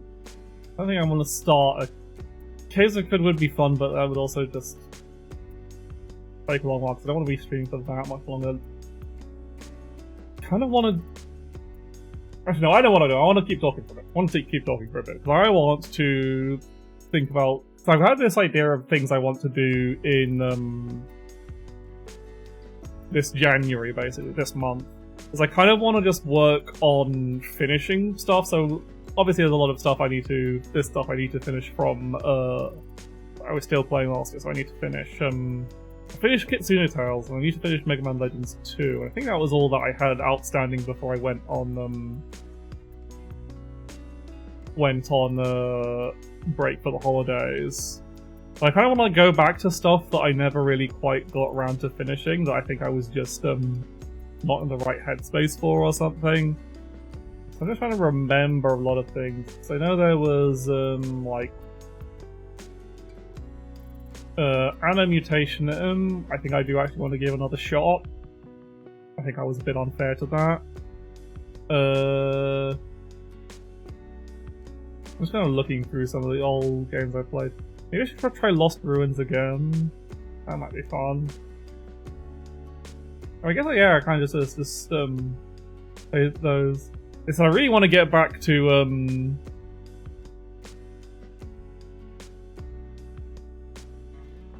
the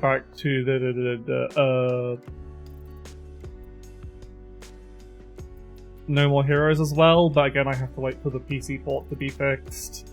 So I might soon, actually. I might be able to I have ordered, so because it was cheap and I thought I might as well get it, I've ordered because now I finally actually had stuff to order that I had to order from Amazon that made it worth getting the delivery. Is a Wii HDMI adapter and a new Wii sensor bar. So hopefully everything else I have on my old Wii still works. I know it turns on. That much I do know. That's currently the only thing I know, because I don't have a screen I can hook it up to yet until I get the HDMI converter to it. But I have my Wii, so I might be able to play the and I might be able to dig out and play the original No More Heroes 2 Desperate Struggle with the Wii version. I wonder if I can, like, it should be fine. That's the thing that'll be cool with the hand captures. It is playing Wii games that you can see my hand. Maybe I can find some Wiimote assets. Oh, that'd be really cool. So hopefully that works, and hopefully I can play some Wii games on original hardware. So the thing is, since I have bought No More Heroes 2, I kind of want to wait until hopefully the PC port gets fixed. I know beloved Catgirl Saralen is working very, very hard at it, but it's evidently a very difficult task. So we'll see. But I do want to get back to No More Heroes 2. But yeah, so yes, I also want to finally get around to finishing Resident Evil 3, because I played Resident Evil 1 and 2 and I haven't played 3 yet. So I need to get around to that. I'm just trying to think of other things that I never really finished that I kind of want to go back to. Like, I could try Chrono Arc, but then last time I streamed Chrono Arc I just wasn't really feeling it, so I don't know. It's hard to tell how much stuff I dropped because I wasn't having fun or because I wasn't, like, I was just in the wrong mood for it. Hi, Dixie. How are you?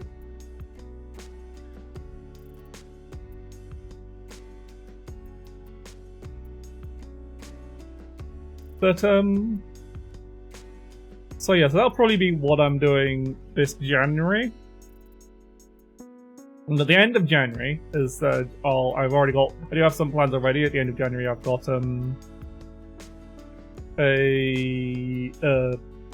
I've got two, hopefully, instead one still being sorted out. I think like I've got two tournament. I'm going to be participating in two like VTuber tournament things, and two big VTuber tournament things. So that'll be fun. So I'll be able to. So it's the Nyari Helix's Buckshot Roulette tournament, and that'll be on the 25th. And there is another one that hasn't been announced yet, but that will be also at the end of January. Hey, there she is. There's Nyari Helixa, the one making the Buckshot Roulette tournament. Good. I don't want to say. I was about to. Now that I've.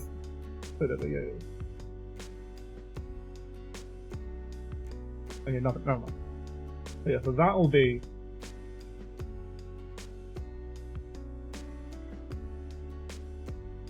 That'll be a lot of fun. Oh, I don't know. I can't remember Nyari's Twitch chat, so I was about to shut her up. I don't want to actually shut up the one person.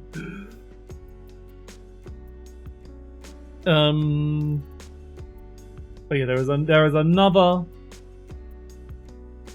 VTuber tournament, like competition tournament thing, but details about that aren't out. So I'll let you know about it when the details are out. But so yeah, hopefully be a fun January. And I said so. Depending on when things are right, because like my Amazon shit's arriving next week. I ordered a bunch of shit because I needed a bunch of shit that I couldn't get locally. I'm one of those people who's just like, oh, if I can, I would like to get things locally, but I'll only use Amazon if I have to. But like a lot of these things, I have to. Also, I got some Amazon vouchers for Christmas, so I was like, okay, well, I have to use those. So, and I'm in the EU, so I'm not crossing the picket line. I don't think the EU Amazon workers are on part of the strike. I think it's just the US. If they are, whoops, sorry. But still, I didn't get Amazon Prime. I don't know. I should stop trying to justify myself. I just wasn't thinking, and it's too late to cancel. But yeah. Oh. What else? Let's see ya. I'm looking forward to the Mega Man Legends 2 stream tomorrow, because where I ended last time before the holidays was where I'd gotten to when I played it originally, and I never got past that, so we'll be getting to the parts I actually haven't seen before. Technically, we already got a bit further, because I don't remember ever actually beating the giant skeleton robot. I think that legitimately terrified me too much as a child, and I didn't progress through the game. I think I just found that particular dungeon just extremely scary, because it has the big giant skeleton robot and the steam chompy trap things that I didn't know how to get out of, so I just found it really scary, and it's just like, I don't think I continued playing past that point ever. So I don't think I ever actually... I don't think I remember actually meeting... hello Hiralaha! This is Mega Man Legends 2! I'll be continuing tomorrow. I was doing something in the ears plugged out at the sound of Skeleton Robot. Yes, there is a big fucking... A lot of the robot designs in Mega Man Legends are fairly skeletal. They've got like...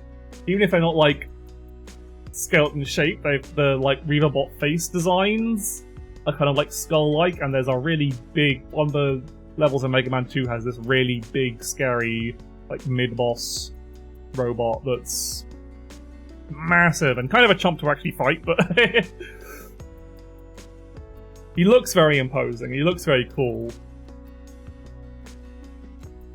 Yeah, the Fire Ruins is where I stopped as a kid. Is where I stopped playing the game as a kid because it scared me too much. So how hot is it? Hot? No worries. Yeah, the Fire Ruins is where I stopped as a kid because they scared me too much. So now that we're finally past the Fire Ruins, we're finally getting to the part of Mega Man Legends 2 that I have not seen before. So that'll be fun. I think like randomly reading shit on the internet, I've gotten spoiled in a few minor details, but it'll generally be all new shit, which will be fun and exciting and cool. So looking forward to that tomorrow. And then I don't know if I'll be able to finish it tomorrow. We'll see. But it will be. So who knows if I might have to do it the next. Finish it the next. I don't know how long there is. I don't know how much is left of the game because I know there'll be one key, and then I assume there'll be another dungeon after that. Like a final, get one more key and then a big final dungeon probably. I might feel out the pacing of the game going. But yeah, that'll be fun. And then yeah, so other things. So I'll probably be playing stuff like again, yeah, Anna Mutation, Lost Ruins, just generally stuff I didn't figure out. I need to figure out like something that'll, in my desperate bid to like kind of like bump up my numbers so my brain feels a lot slightly satisfied and hopefully doesn't just crave higher numbers, is something that I enjoy playing that a lot of people watch. So it's something like, I don't know, Elden Ring or Armored Core. Like people from Soft generally gets a lot of people. Armored Core 6 probably less so than usual others, but I think I usually remember like Armored Core 6 PvP getting decent numbers still these days. Speaking of Armored Core, no one fucking remembers Secret Level, do they? I do feel a bit vindicated that no one talked about Secret Level the moment it released. Because I remember a couple of months ago, everyone being like, "Oh my god, Armored Core TV show," and I was like, "But it's Amazon Prime TV show. I don't care that Keanu's in it. It's probably going to suck. And I don't care about all these fucking Netflix, Amazon Prime, Disney Plus exclusive show things. I don't care about streaming services." And people were like, "But Keanu Reeves, Armored Core!" And then it came out and no one said anything about it. Because it was boring as hell. I assume. Like, I think people have told me it was boring. And a lot of the Secret Levels episodes were just bad. I hear the Mega Man Legend was pretty good. Like, the Mega Man episode was pretty good. But I hear all the other ones. I hear the Pac-Man, the really weird, dark, alien dude Pac-Man Secret Level episode was just extremely funny. In a bad way. Like, it was just like, what is this garbage? Which again, it's a kind of weird concept where the idea of Pac-Man is this weird... I guess the idea is that this Pac-Man's this weird alien devouring monster and it's this entire planet where everything has to eat or be eaten or whatever. And then it was basically just to promote their new weird Metroidvania style game that they're making. I don't fucking know. Metroidvania actually looks nice. It looks like it's got a bit of humor to it, but the trailer for the Secret Level episode looks so bad. And then all the rest of the episodes are fairly forgettable. Oh, I know some 40k. I think some 40k people, or at least fans of Space Marine 2, like the Space Marine episode. It was a bit more space. Looking at Space Marines. Yeah, like all these streaming services are so much fluff. It's not worth it. Steal shit. Don't fucking pay a subscription for 5 billion streaming servers. Just steal shit. That's what we need to do as a people, is just realize that we need to go back to stealing shit again. Don't fucking... Who gives a shit? None of these... Anyone who actually... When it comes to streaming services, if something is only available via a streaming service, the creators have already gotten all the money that they will ever get for that project. No amount of revenue that comes from a streaming service, no meaningful amount of revenue that comes from a streaming service comes back to the creators. It doesn't happen with Spotify, it doesn't happen with Amazon Prime, it doesn't happen with any of this other shit. They are paid. The people who actually make this shit are paid fucking nothing. And they don't get any money from the streaming subscriptions. And it's all just... And the streaming services themselves don't encourage actual good shit to be made. Like, there's whole fucking... a really good article on how the subscription streaming model just encourages people to make crap, make meaningful crap. Meaningless crap that just gets clicks. They are trying to sell you the subscription to keep you watching whilst you're not actually paying attention most of the time, rather than actually making, like, good shows. I know sometimes, yeah, I think it was the N+1 article, that was probably it. Like, that is what streaming services encourage, that is what the business model encourages to be made, is stuff you can just put on in the background. So actual good shit only gets made by the skin of its teeth, or, like, companies that actually give a shit, but then most of them don't. That's why I hear, like, some stuff comes out that's good because it's lucky to get like a creator that actually gives a director or a producer that actually gives a shit, but most of the time it's just like, well, we'll just put a bunch of stuff on. But even if something is pretty good, it can be compromised for the sake of streaming services and be shot in a weird way, like, oh, it's all really dark, all the characters are standing in the same kind of places so that you can see it on a phone screen better or whatever. It sucks, it's terrible. That is my thing to you. Don't buy subscription services for movies and TV shows. Honestly, don't buy subscription services. I also say don't buy subscription services to most like recurring game things. Those can be pretty good. That's up to you. That's fine. That's whatever. I shouldn't really say don't do that. I forgot what point I was making. There we go. Streaming TV services. They're all bad. They're all terrible. Don't buy your Hulu or your Disney Plus or your Netflix or whatever. It's all just encouraging garbage, and the companies have enough money as it is. And don't rely on them don't buy a Nintendo Switch Online for playing classic Nintendo games. Just pirate that shit, because the Nintendo Online selection is... You only need the Nintendo Online subscription if you're gonna play them fucking multiplayer. And you can do that through emulators these days anyway, so... Don't buy expensive on that side, don't buy fucking expensive remaster ports. Because they're usually bad. You can buy a cool remake or something. You can buy something like Romancing Saga 2 Revenge of the Seven. That's good. That's a good remake. That's good. That's allowed to exist. Don't buy fucking Silent Hill 2 remake. That has no point. Just fucking emulate just fucking grab the PC version enhanced edition. That's all you need. That's the ideal way to play Silent Hill 2. You don't need to add another 30 hours of combat rooms onto Silent Hill 2 and have James pick up every item individually and turn them over in his little hands. And he goes, well, and he doesn't say anything, he just looks at them and he just turns them around and look at all the details. And it's like, why?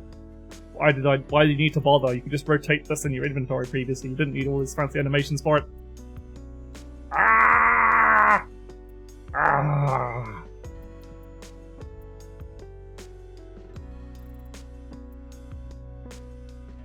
Go into every building. You only need to go into the buildings. They're important. It was good. It made sense. You didn't have to explore everywhere. You didn't have you only had very few instances of mandatory combat. It was mostly with Pyramid Head. And a couple of bosses. Most of the other enemies were just kind of like flailing around.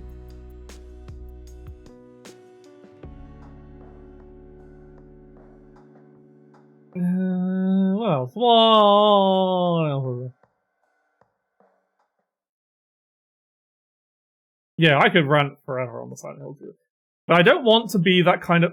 I could rant forever about it, but I don't want to be that kind of person who's just unnecessarily mad about games I've never played and never plan to play. Is the thing. I don't want to make that that a thing I do. Like, if I haven't played the game, I shouldn't, like, waste too much time talking about it. I could just say my piece that I think it doesn't really need to exist if people had fun with it, whatever, but I think it is very funny that it won a bunch of awards for basically shit that the original Silent Hill 2 did anyway.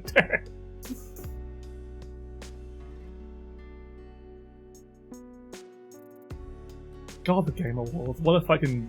The Game and the Steam Awards. What a fucking clown show that is. But then I don't give a shit. I just don't care. Who cares about if fucking... they have to tie themselves in a knot to justify Shadow of the Erdtree being on the Games Awards list because Jeff really likes it. Who cares? Who gives a shit? Stop paying attention. Just, like... don't watch the awards show and just wait for the trailers to come up on YouTube afterwards. What was announced that was really good? I'm trying to think if there was anything particularly announced that I can't actually that I was actually gave a shit about from the Game Awards, but I can't actually remember. I think there was an Arknights Enfield trailer, maybe? There definitely, I feel like there was something, but I just have a bad memory about it, about anything. And also, like, I can also be a bit of a grumper. Like, there was some things that people are really excited for that I'm just like, that looks like shit.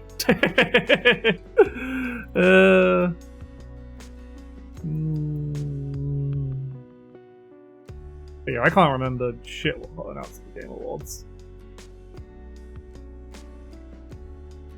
What else is there? I'm yapping for 2 hours. Wow, that's a new record.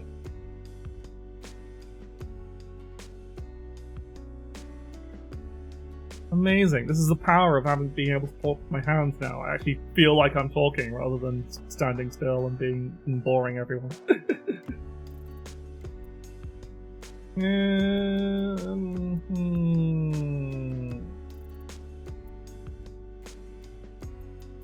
Yeah, what else was...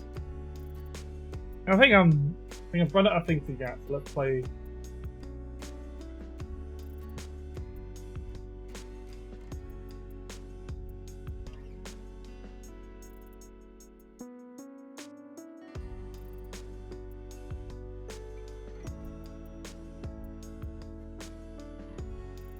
No, I can't remember this. Is that this?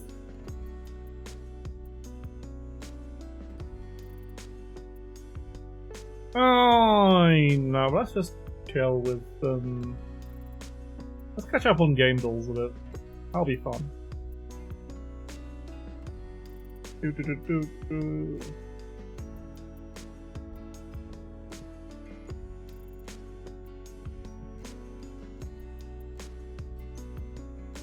That'll give me something to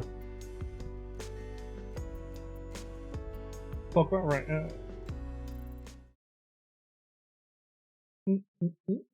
Oh, still working fine.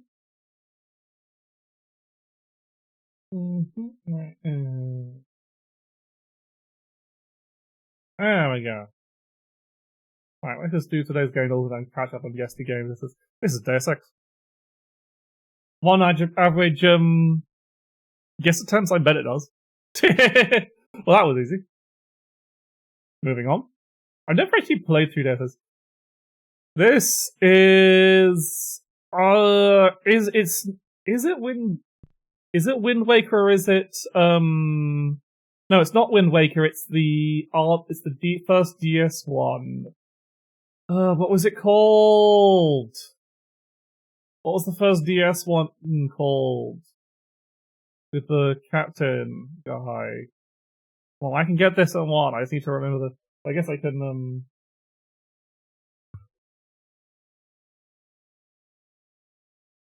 just go through all the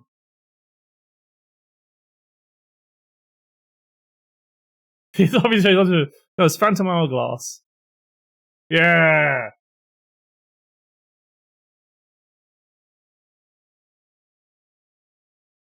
I remember because I played this one. I didn't actually enjoy Spirit Tracks that much. I never played much of it, but I liked playing Phantom Hourglass. It was your first Zelda game, wow. My first Zelda game, because I am old, is not the original, not that old, but was Link's Awakening DX specifically. That was my first Zelda game.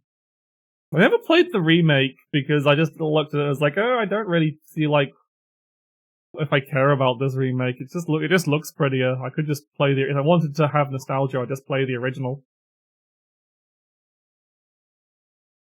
Ooh, keywords. Food funky J-pop. Eh. Hmm.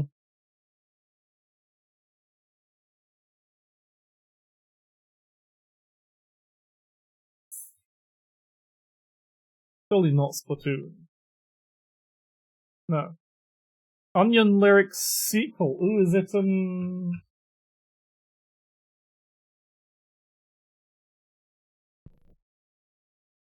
Nope.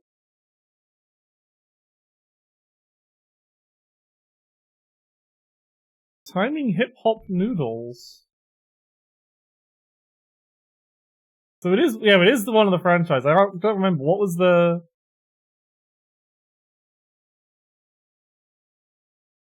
Yeah, Parappa the Rapper 2, I guess. Okay. Well, it came out on the PS2 originally. Oh. My only history with Parappa the Rapper is I played the first game a little bit on my old. I played a demo of the first game, and I was horrifically bad at it, and never really bothered to keep playing it. So that's my Parappa Rapper history. I don't really have much of a history with this game. Alright, guess time. Right then. Is it Signalis? It's not Signalis. It does have first person, but it's not Signalis. Is it? Oh yeah. It doesn't have Drakengard 3. Because this game still sucks.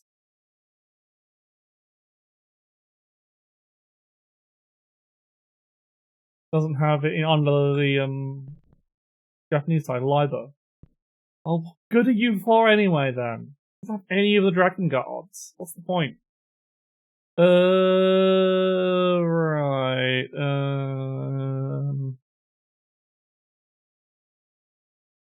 If we go for. Ooh.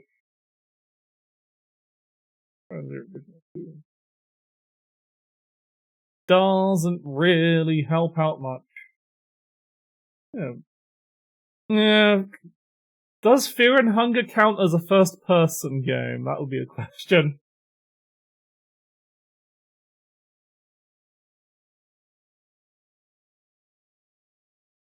No, it does not. It's isometric, but because of how the how it does the battle perspective, I was wondering because it's had weird shit like that before, but does not count things. But I haven't narrowed it down much, apart from the fact it is between 2017 and 1993.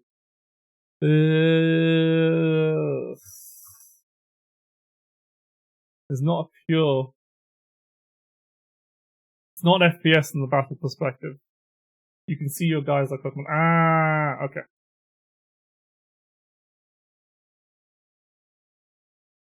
So it's not Dragon Quest style completely. This was a 9 average guess sound. I think it's a tricky one. Something obscure. Not Darkest Dungeon. I'm trying to think of just stuff that's something that has a first person perspective. It has single player, multiplayer, and co op. It is released on a platform. Probably it is released on the PC and some other things.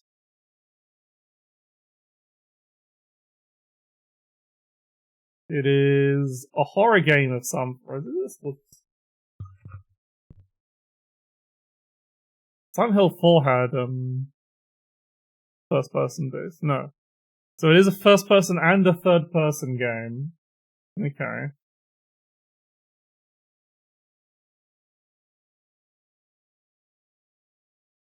It might have puzzle or adventure bits, and it is not Indian, it is not role playing. It's not an RPG. A game with third person and first person. But it also has to have multiplayer and co-op. And is a horror game? Fucking...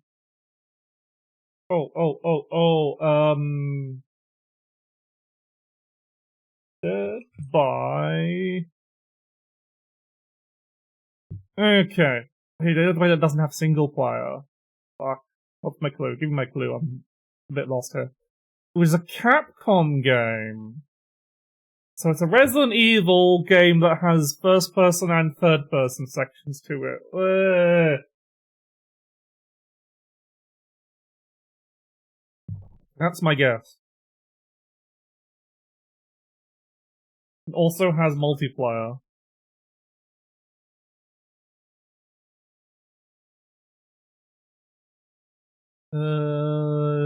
Count before 2016, so it's not Village.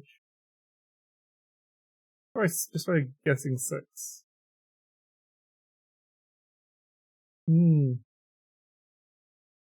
Oh, K2 LLC.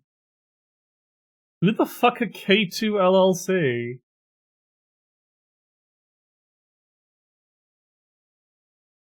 Like Umbrella Corp? No. Well, K2 and K2 LLC are different companies. Fuck off. Also, Umbrella Corp is apparently made in Unity.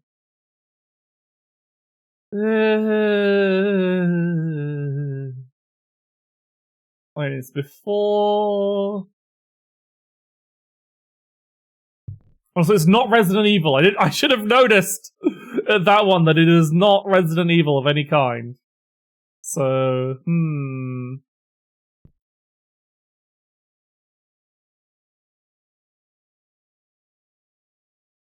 Is it Dragon's Dogma? The year range is 2005 and 2011.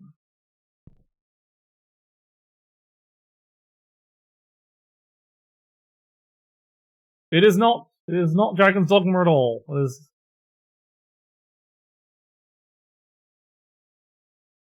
No, it can't be Tenchu. Tenchu was FromSoft. Wasn't it?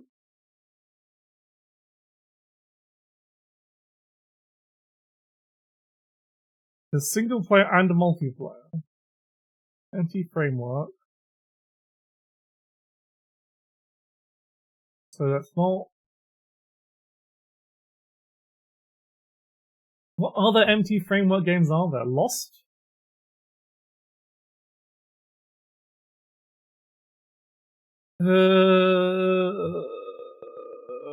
Which Lost Planet though?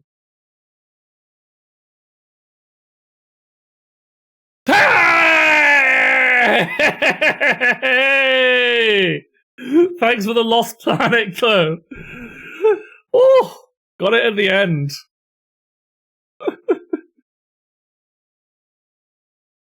Lost Planet! Specifically Extreme Condition. Hey, Alchemist. Ooh. Yeah, I had a panic there, because like, which Lost Planet? What do you win? You win a wave. Thumbs up. I can't do thumbs up. That's the best thumbs up I can do.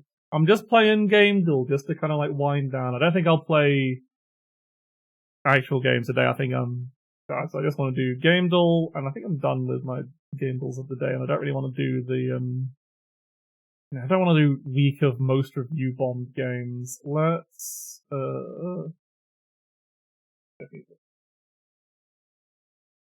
Like that, just in case. Let's do just the game.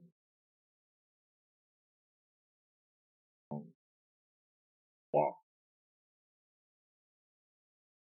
Alright, this Stray. This looks like Stray to me.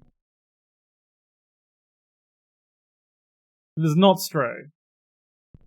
Yeah, K2 are a Capcom subsidiary. They've made a bunch of things, but it's weird that it separates between K2 and K2 LLC. I don't know what the hell's going on there. What is this if it's not? I don't really have a good idea what it is. It's a game like Stray, I'm guessing. It's got that kind of vibe to it. I don't know what the hell it could be.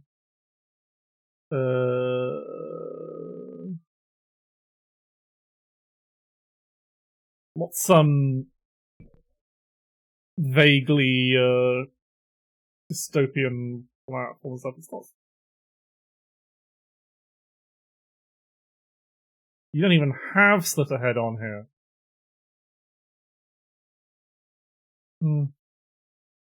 Yeah, Half-Life. Where are you, Half-Life? What? It's not Half-Life Alex.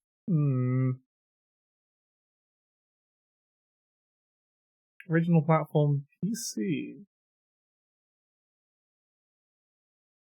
This looks like a kind of sausage. This is Stanley Parable.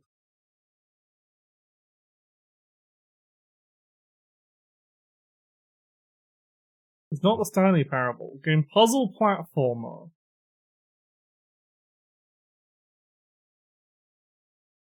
I have no idea then. It's not Stray. It's not Portal, I can tell you that much.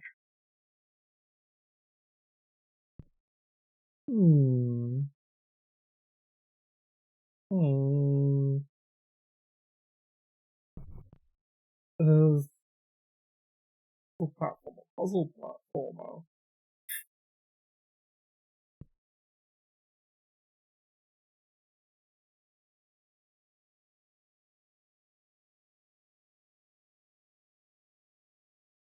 Just a one. No, it's not that. Definitely not. Original release 2020, so 5 years ago now. Wow.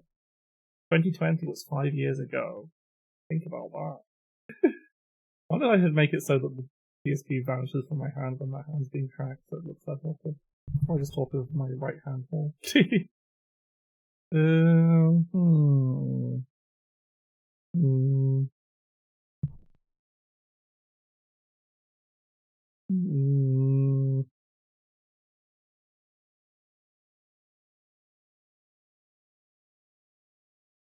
Something about. Sure, this is very recognizable. I have this game on the wish list. This is. Ooh, that gives me. No, that's not what I'm thinking of. No, I'm thinking of something else. I'm just gonna skip this one. Oh, but linking. I don't think I have any idea. Spookamarts. Okay, so it's a 2D platformer about linking up maps to solve a puzzle, linking up rooms to solve a puzzle, I guess. That's interesting. That's a really interesting idea with this little this warning sign aesthetic. That's cute. I have no idea what this game is though.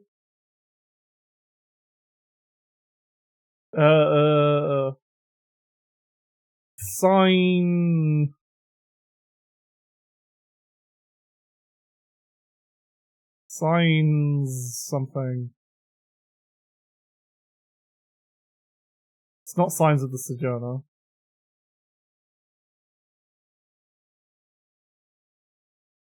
Too many things with sign in the name. Okay, it's not. It's The Pedestrian. Yep, never heard of this before in my life. Never would have guessed this. Never seen it, never heard of it. You're on days off.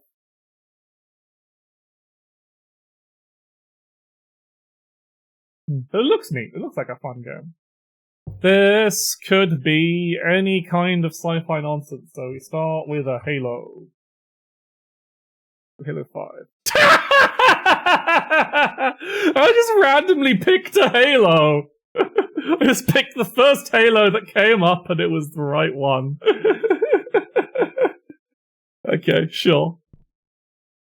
That was just that. I'm not going to take credit for that one. That was pure luck. I don't know. I've never seen Halo 5 in my life. I just know it exists.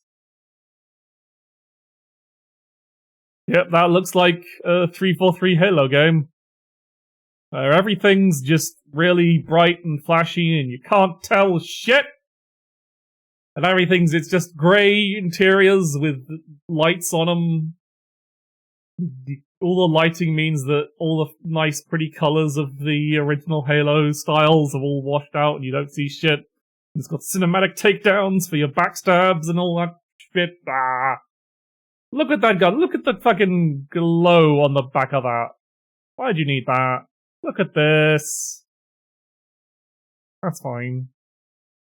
But it's so indistinguishable. You go from a game that has such a strong style in the old Halos, and it just looks like any other fucking generic sci-fi nonsense. I mean, I guess the original Halo's environmental design was pretty bad. The creature design was really good, but then you get to, like, the 343 Halo games, and everything just looks the fucking same.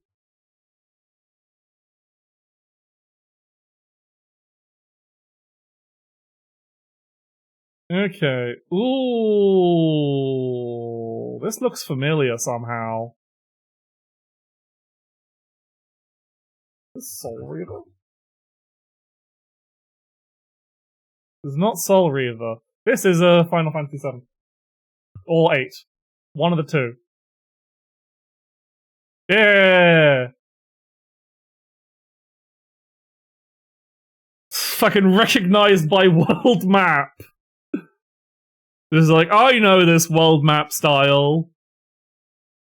It's not Final Fantasy IX, because I know that world map off by heart, and it's a slightly different style from this. So it's either 7 or 8, because that's the style. I would have guessed 8 by this, or 7 by this, because that's definitely not an 8. Yeah. There he is, there's the boy, there's the girl. There she is, there's them fighting in the Shinra base. You see, I always thought he said refuse there, but actually, it's, refuse, because it's a, crash machine. But yeah, everyone knows Final Fantasy VII. So yeah, they can only really make it slightly hard by having the first shot be some nondescript cave that could be in almost any, game with this kind of art style.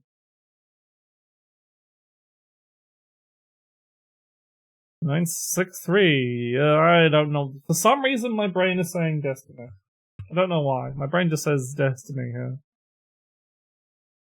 It's too many games called Destiny. I need to make sure I get the original. I think it's making me feel like original Destiny, not Destiny 2. Not quite as pretty enough to be Destiny 2. Okay, it is not that. It is a space game, though. It's some kind of big base inside an asteroid. Is it Elite Dangerous?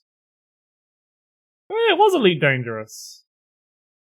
Oh yeah, well I would have got it from this because I recognise this little thingy. I've played Elite Dangerous a bit. Never really got that into it. I got kind of bored of it fairly quickly, but it was a nice fly. It's a fun game to fly around for a bit and feel like you're flying around in a cool spaceship. Yeah, I don't know this you are. It's definitely a fun game to play. I'd imagine it'd be really fun to like just vibe in VR with, where you just sit with a proper pair of like flight stick controllers and just like go around. But just playing it on like a a controller like this is just kind of you just get kind of boring, especially because it's hard for them to add a lot of interesting variety to what to do. You're just kind of like doing the same thing regardless. You go to a point, you go to a station, you pick up a mission from a person who has no personality because they have to procedurally generate an entire fucking universe and they can't actually afford to put any writing in the game because the world's too fucking big and they want it to feel special and unique, which means everything looks the same. And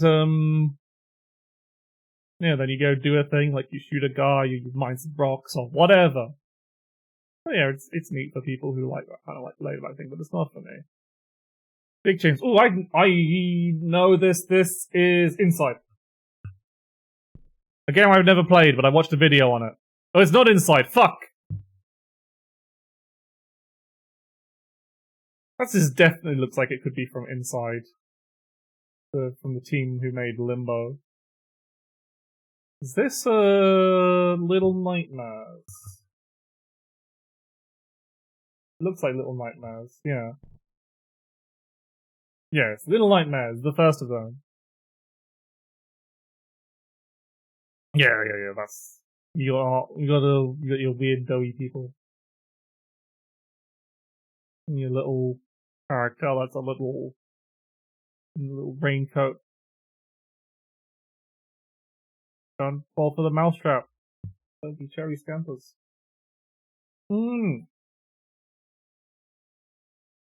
Yeah.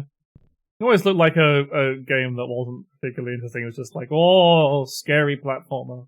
Other people liked it, so I don't really have any strong opinions on it. It's just, I just see it as a game in clips of streamers screaming, so. I'm just like, oh, is it just a game that's like scary with not much else to it? I don't know. Maybe it's a good like puzzle platformer.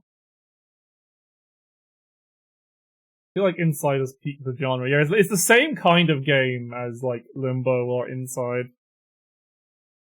But it's scary! I mean, Inside is also pretty scary, but it's in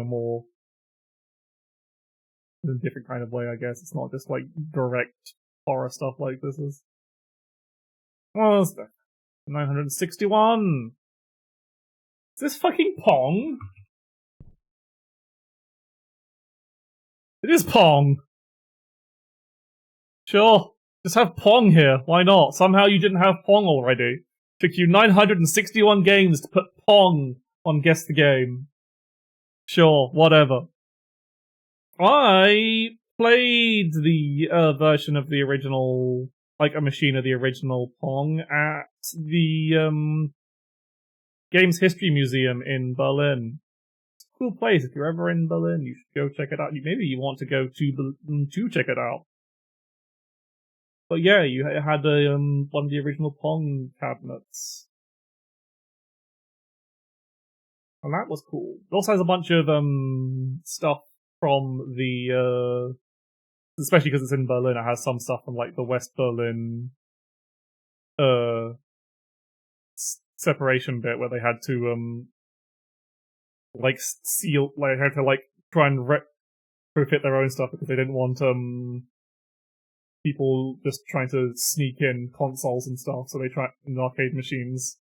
So they tried to make their own stuff, so they made some really weird stuff. So I managed to play some of that on a really weird machine. It was like had really, really like harsh buttons that felt like they were hurting yourself to press. It was just like a rough shot metal pattern because they didn't have shit in West Berlin. Or is it East Berlin? I think I've got my cardinal directions mixed up there. The side that was owned by the Soviets. Then it was separated. I keep worrying that when I like turn to face here that I'm getting too quiet, but according to the audio mixer I'm still perfectly loud enough, so I guess the gain's fine enough. Ooh. Is this... Makes me think Resident Evil 6. Like, surely that would have been... or 7 rather. The 1 is not Resident Evil, it is... That is... That's a bloody toilet. That's just a toilet with lots of blood in it. Or I guess it's just water on a red floor, maybe. Maybe it's cost 75%. So not a particularly... So there's only some kind of spooky game. This is some surreal thing.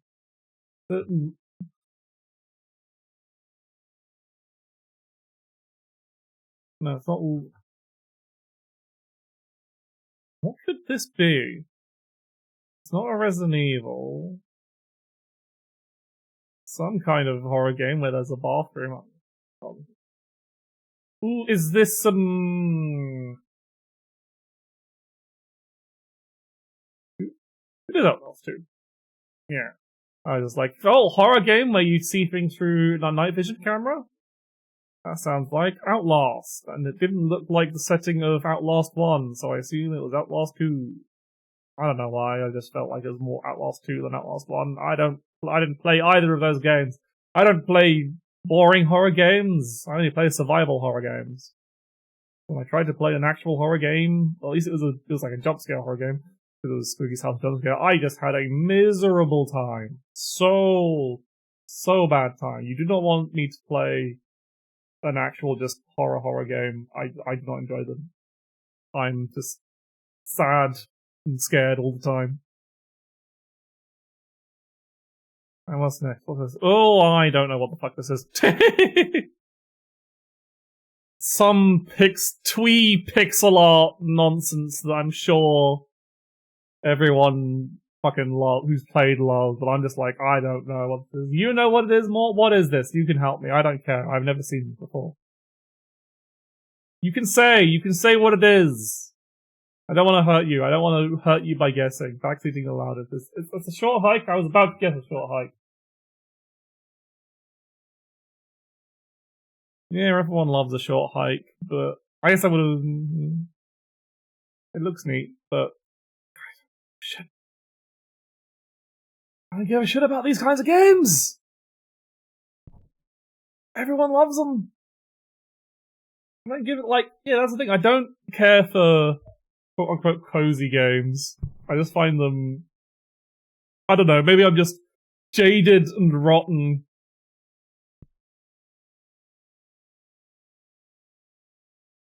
And it's just like, I want something spicy. I want something with some bite to it. It's got something to say.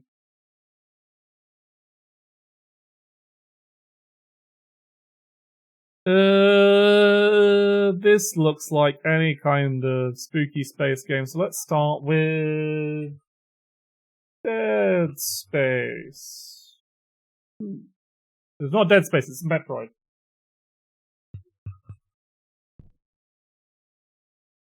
Is one of the Metroid Prime. It's one of the Wii, so it's Metroid Prime 3.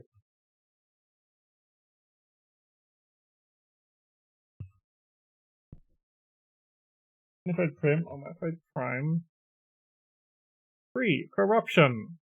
Wait, what? Oh, is it the fucking...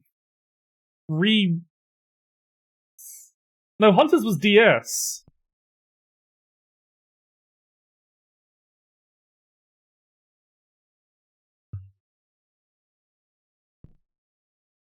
Huh?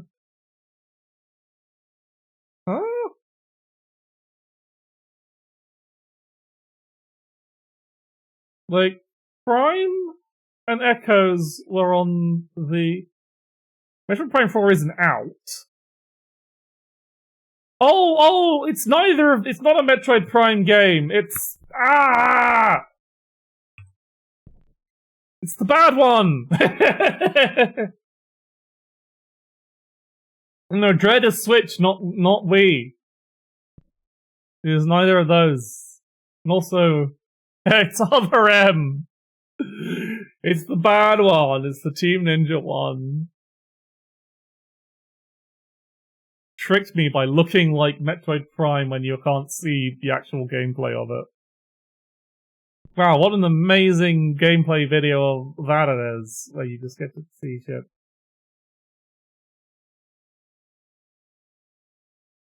Yeah, if you can't actually, if it had like any shot that had third person Samus that didn't look like a cutscene, then I would have guessed other M.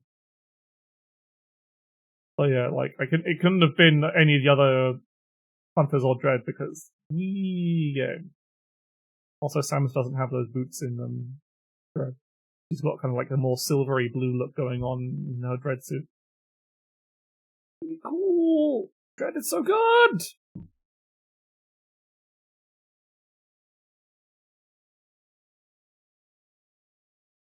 Oh. I think I've seen this before. I have no idea what it is, but I feel like I've seen it before. It's, this is a Rainbow Six, actually. One of the old Rainbow Sixes. It feels like it's an old Rainbow Six. Ah! I'm amazing! I'm a brilliant, fantastic person! I'm so fucking smart! That's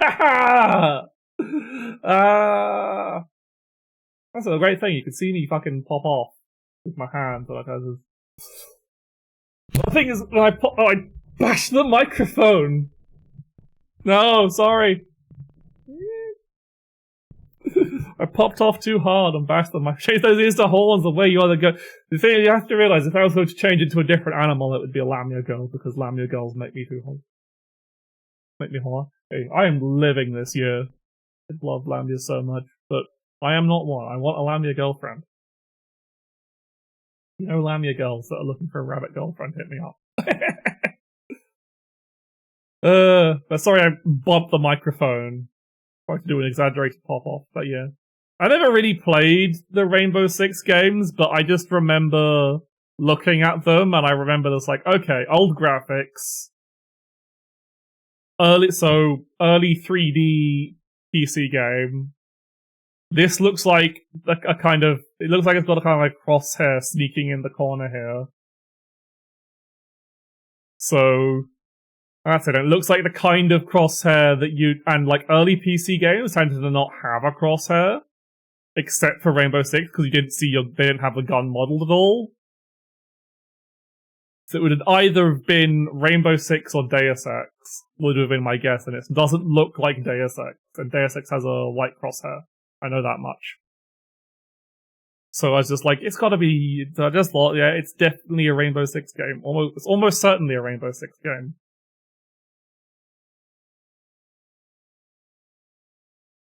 Look around, man. Defusing a bomb over what I assume is supposed to be a glass. I wonder if that's like a glitch, or if that's supposed to be like a glass walk. I think it's supposed to be a glass walkway. That looks funny how they're walking on nothing. That would terrify me. Nothing terrifies me more than a see-through glass walkway over a big gap. Like, that is the scariest shit I can walk on ever. I cannot stand it. Like, those things do terrify me more, but like, if of things to walk on. Oh, this looks like a high-fidelity, pretty graphics game with the things. This Titanfall 2. My brain just wants to say Titanfall 2 here. Because if it is, that's great. It is not Titanfall 2, it is a significantly worse game. Right. Overgrown metal facility, high fidelity graphics, Metacritic score not that great. Oh, it's not Turok, no. I think I know. I think I know what this is. It's that. It's the game. Is it the game with the sexy robots? The sexy robot ladies? That didn't really have anything else go for it and had as a really, really annoying protagonist. Is it that game? I can't remember what it's called. What is it called? What is the name of the game with the sexy robots and the annoying protagonist and the, it could be a zombie survival game, but I think that there's also a possibility it's the game I'm thinking of, and I want to try that first. So it could be something like, No, it does not. It was a very specific game that was like hyped up and then ended up really being really disappointing. That had it had two like super sexualized lady robots. It was and all like creepy robot enemies. It had your upgrades were bought by a vending machine that wanted to fuck you. Not Stellar Blade, no. People like Stellar Blade is the thing. No, it was the Soviet style one. Not Code Vein, no. Code Vein didn't have sexy robots. Code Vein had sexy monsters. It was the Soviet one that was kind of Fallouty. Atomic Heart, that's the one, thank you.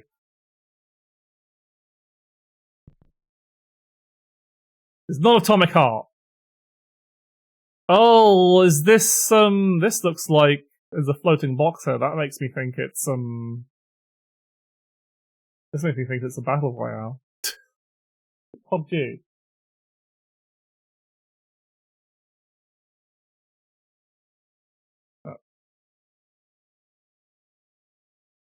PUBG battle. It's not PUBG Battlegrounds. Oh, I know what this is. Like action MMO shooter. I don't know what this is. It's not the game I was thinking of. I'll go to the need to double check. He might have the. I'm gonna try Once Human. Okay, it was Once Human. Why call Once Human an MMO? Yeah, I would have guessed Once Human because I recognize the Yeah, Once Human I know has a bunch of. The way I figured it was Once Human is it's got a bunch of weird pseudoscience nonsense technobabble terms floating around because you're some weird psychic experiment thing. And I remember seeing a video of someone playing it, and you get a weird backpack at the front at the start.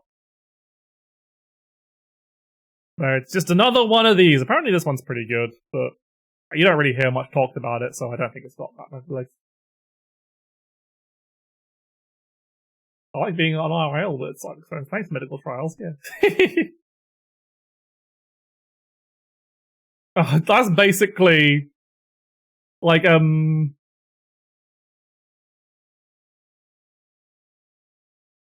Barry, Sam, and Lily made a post on Blue Sky talking about just like getting out of an art block by just drawing horny stuff of her own VTuber herself.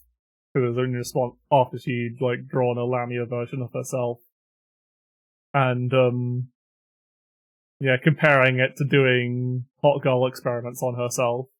And I responded like, well, hell yeah, same friend, except I do like I pay people to do hot girl experiments on me. I was like, I say that, I've only had two so far, which would be the succubus one and the Lamia one I got for New Year's. But there is at least one more in the pipeline, so watch out for that. One more hot girl experiment, and I will want to get. I think I do want to get more out of this. Oh fuck! This could be anything. It's a photorealistic junk wooded area. Is it the forest? Or Sons of the Forest? It's not Sons of the Forest. It could be any of those games though. This looks. Oh. Why is this desk so bright? Why is it shining as a selectable item? Or is it like just really, really shiny and glowy and radioactive or something? This could be identify game based on wood texture, yeah. This could be anything. There's a billion games like this, I bet you. Yeah, resource. It says resources there, so it's probably some kind of another survival crafting nonsense game. No, Days Gone isn't one of those. Also, I just typed that into the chat box, into Twitch chat, not into the thing. Da, da, da, da, da. 7 days. Die, sure. It's not 7 days. This could be anything. So many games could be like this. Water tower, survey the area. I don't give a shit. Yep, it's got survival meters, it's got a map, action, strategy, horror, survival, it's probably got zombies. Original release 2013. Undead Labs LLC. I don't care. State of Decay. Yeah, I don't give a shit. I will full pass fucking State of Decay. I do not give a shit about any of these kinds of fucking zombie survival games. Dime a fucking dozen. Get out of here.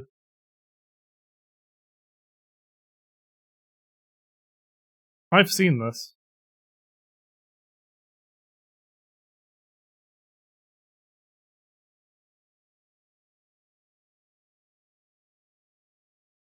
I was close! I was close!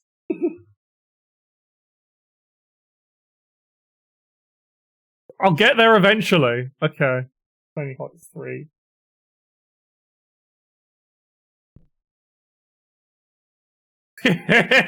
Just work my way up the numbers.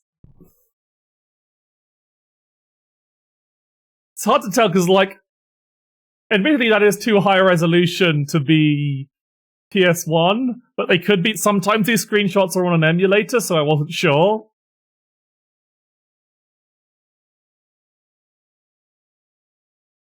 Right, it's from the 2. I should have guessed this would have. This looks too PS2y to be a PS1 game, so I shouldn't have guessed Predator 2.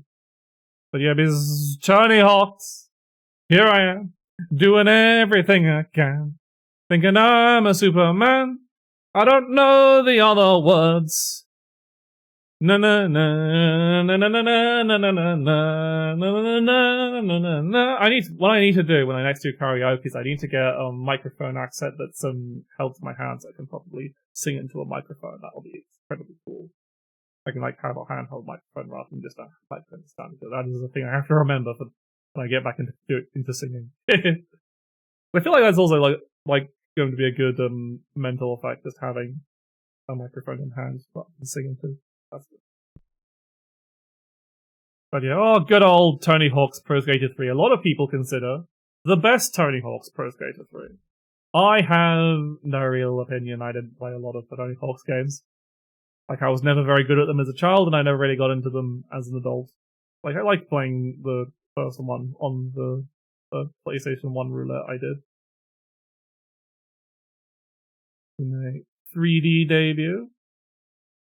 This is a map, I think. I don't know what it's a map of.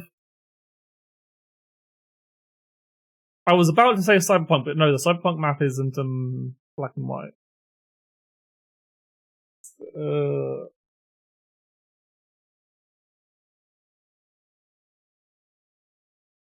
Is it LA Noire? It's not LA Noire.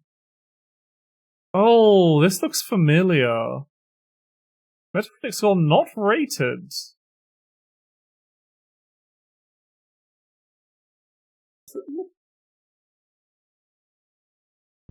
Surely it's not Lobotomy Corporation. No. Original platform PC. Oh, this is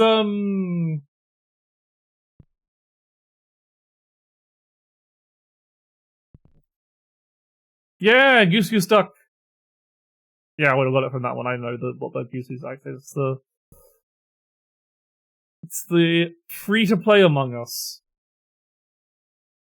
It's some people like it more than Among Us. I think it's got better inbuilt game.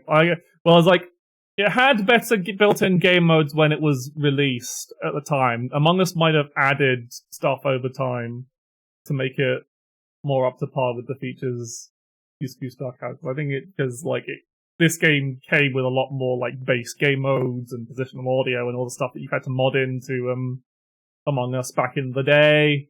But that was a long time. That was a few years ago. So Among Us might have had updates that added a bunch of added its kind of shit. So who knows? I know some people people play this again because it's free. It's easy to get, especially good for playing with viewers. Because a lot more viewers will have it. They can just download it and play it. I have no real preference over either of. I don't really care for these kind of games. I only play them if I'm invited to them.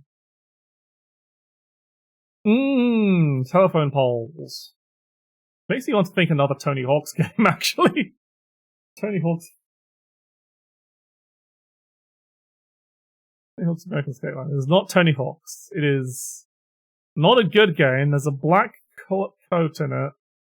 Is it Deus Ex Invisible War? Why not?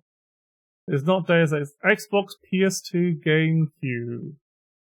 So a crap game set in a city on the Xbox, the PS2, and the GameCube. Not PC. Didn't come. Well, it wasn't originally released on PC.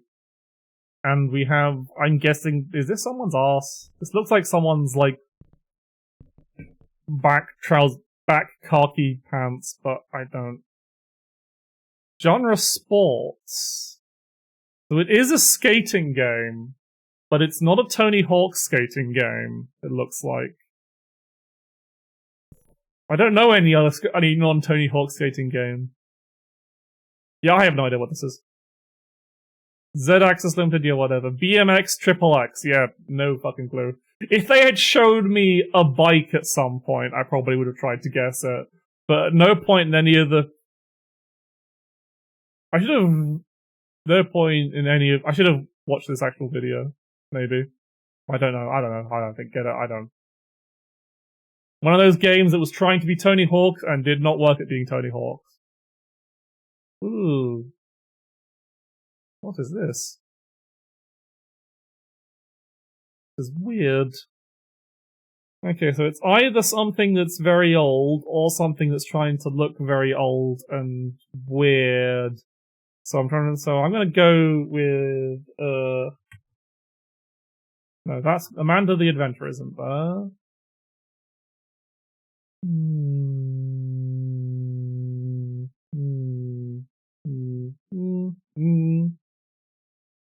Well, this is very blue. You don't have MDK, do you? It's not MDK. Original, so it's an old game. I feel like if I'd played this, I would recognize this.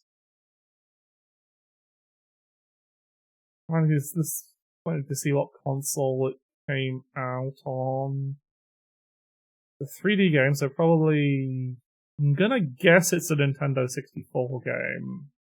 Based on these graphics. It could just be a low-res Dreamcast game. Let's go with a low-res Dreamcast game for now. With Sonic... no, it's not on any of the Sonic. I'd know if it was one of the Sonic Adventure games, because I played them recently-ish. I played them last year. So, it's not Sonic Adventure, it's not Mario. Is it Banjo? It doesn't look like the art style for Banjo. Rayman.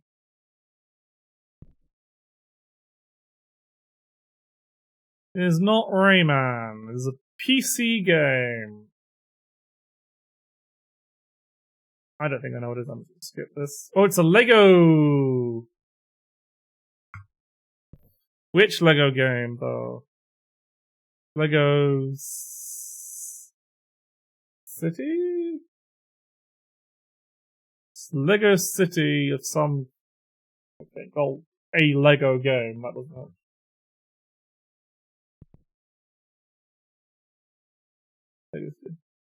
No. Oh god. Lego Driver. It says open world, so it's not Lego Racers. Lego Island? It was nice at Lego Island, okay. What a delightful time of gaming that was, of the Lego games. And they really leaned into all the mixing match parts. This looks like a fucking nightmare situation, though. Imagine you're just talking to a guy, And he just does this. He's just like, hey, how are you? By the way, I'm going to break down, fly off into all my separate parts.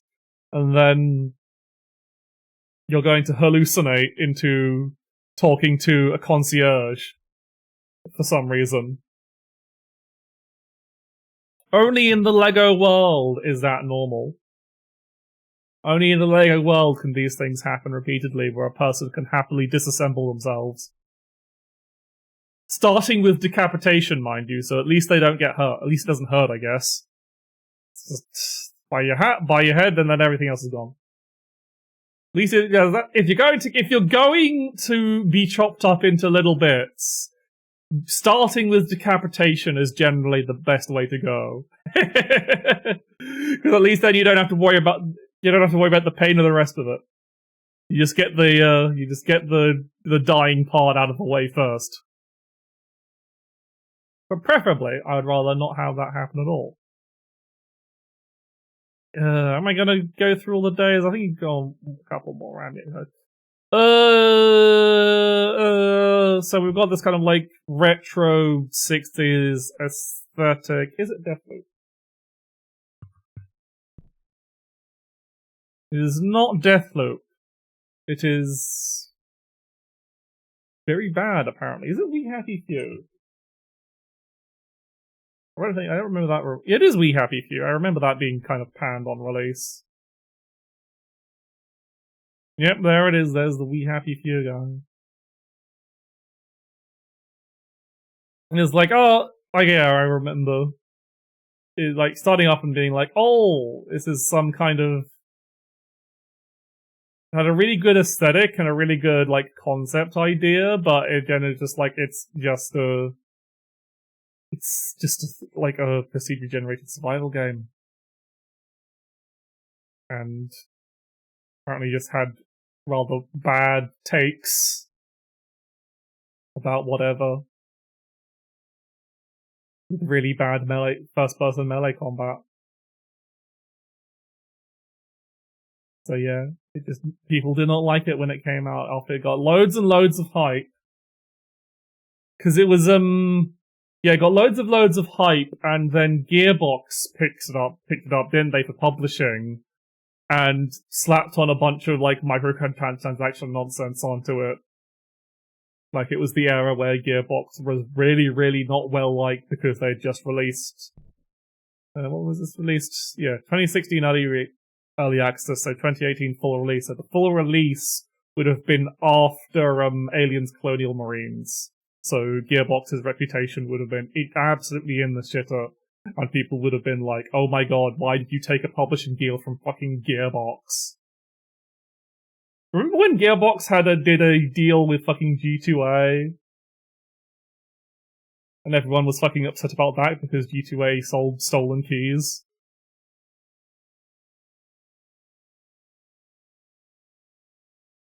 That's another thing. If you're going to buy keys from G2A, don't. Just steal shit. Just fucking pirate it. You're wasting your money. That's why I don't get people who like say, oh, you can buy dodgy key resellers and it'll be fine. It's like, but you might as well just steal it at that point. You might as well just pirate the game. Like, in some very slight cases, it might be better if there are, like, online multiplayer stuff to try and get around anti-cheat, but, like, you can probably just spoof a key for some old games like that anyway.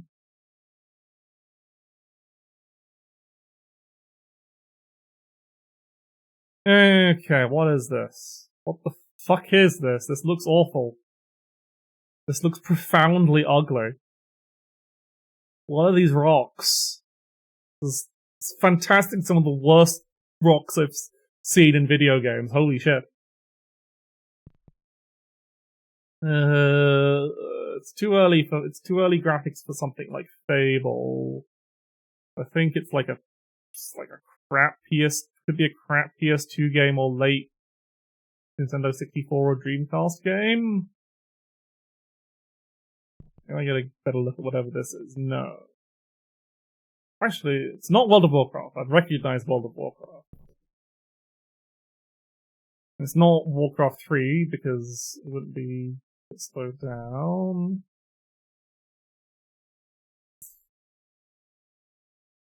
I'm just gonna guess I don't think it is original Monster Hunter. But oh, shit's on fire. Visual Metacritic 62%. A lot of 62% Metacritic score games. Really, have you ever seen Metacritic score go below 60? I assume it does sometimes for like games that literally don't work at all. Yeah, what the fuck is... I don't recognize this at all. I'm not gonna waste time. Wow! I feel like if Lily were here, she'd recognize this. This is like a game Lily would have played.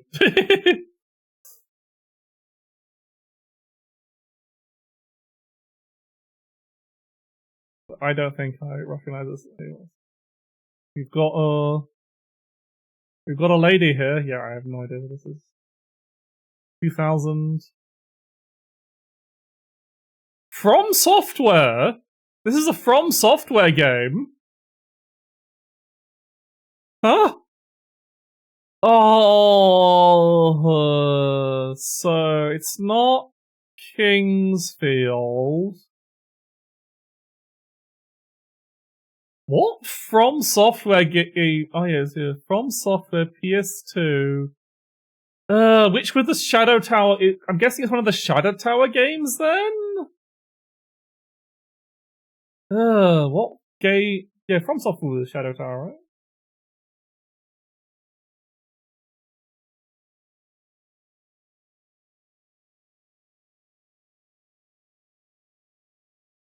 I guess it is Shadow Tower Abyss then. No, Shadow of Abyss looks different. No, it was Eternal Ring! Of course! The prequel to Elden Ring, Eternal Ring! It's got the rings, of course! Of course, how could I have not known? From Software classic game, Eternal Ring. The Elden Ring is clearly a sequel to. I need to play this so I can understand the deep Elden Ring lore.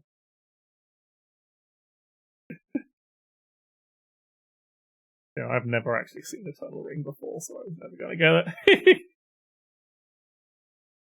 I shouldn't have guessed Shadow Tower Abyss. I've seen Shadow Tower Abyss. I've seen people play Shadow Tower Abyss. This looks nothing like Shadow Tower Abyss. Oh, I think I'll do a couple more, and then... Wait, no. I've already done this one. Yeah, I'll do down to 945, I think. Oh, what twee indie nonsense is this? I don't play these kinds of games. It's probably got some it's full letter.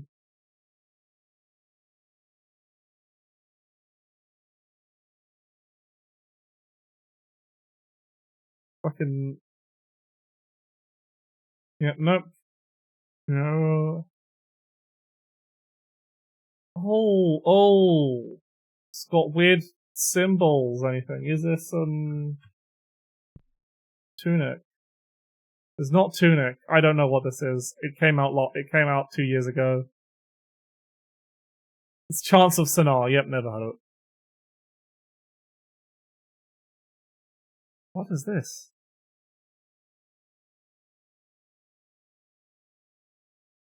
Oh, fuck.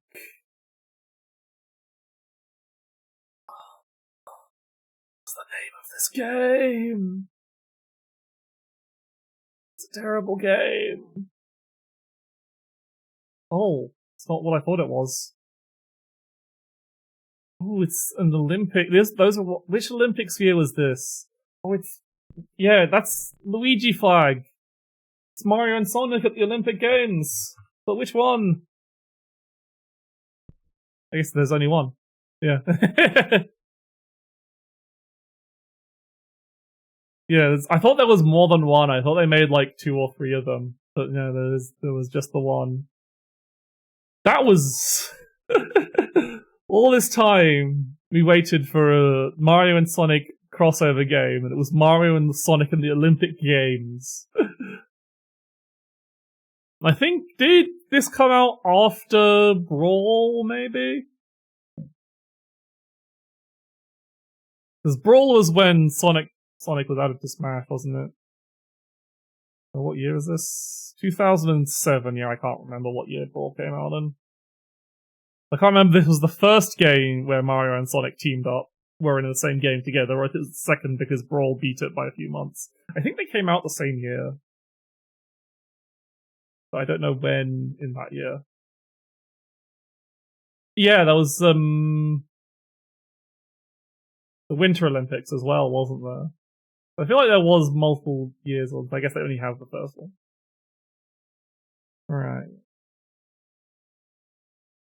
Oh, we've got dark buildings and a car of some kind, and some kind of FBI logo, I think.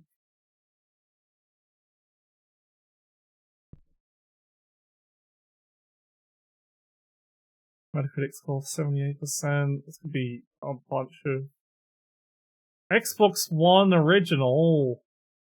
I don't know what this is. Auction. Oh, it's Dead Rising. Dead Rising 4, I think? No, 3. I got my Dead Rising. Yeah, there you go. Kind of wild that actually no, the original Dead Rising was always I can't remember, was the Dead Rising originally on Xbox or GameCube? I can't remember.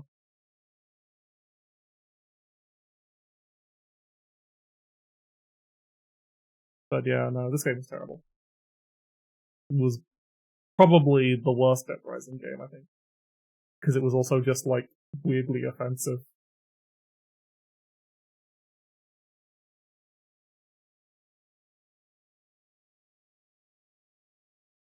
Okay. Oh, this is a charming adventure game of some kind.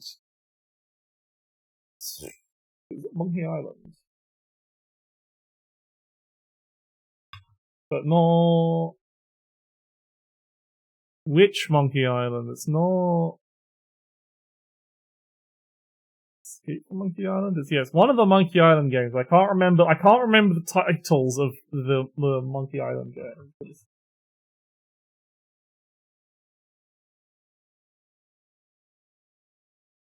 Not LeChuck's Revenge, that wasn't one of the things. The Secret of Monkey Island was the first game. Yeah, it's the Curse.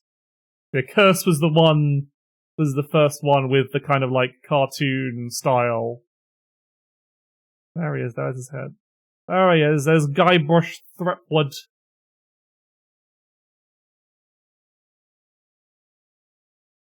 This is a very, very impressive. These kind of games are very, very impressive looking at the time.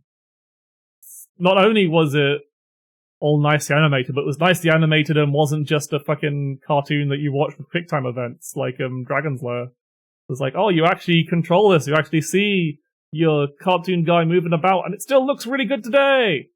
As long as you have the right... I imagine, yeah, I think you could find, like, the original quality files. I don't know, is there a remaster of Yeah, there must be. Surely there was a remaster of these games. And yeah, it probably still looks really good because it's just really charming hand-drawn art. I don't think I ever finished Curse of Monkey Island. Yeah, I don't think I actually owned Curse of Monkey Island. I think I played a demo. I think I remember playing a demo of Curse of Monkey Island. I played the first Monkey Island to completion, and then I got really annoyed with the puzzles of the second Monkey Island, so I never continued playing it. I never got around to Curse of Monkey Island when I was playing through them again. Okay, one more. Why not one more? This is Helltaker.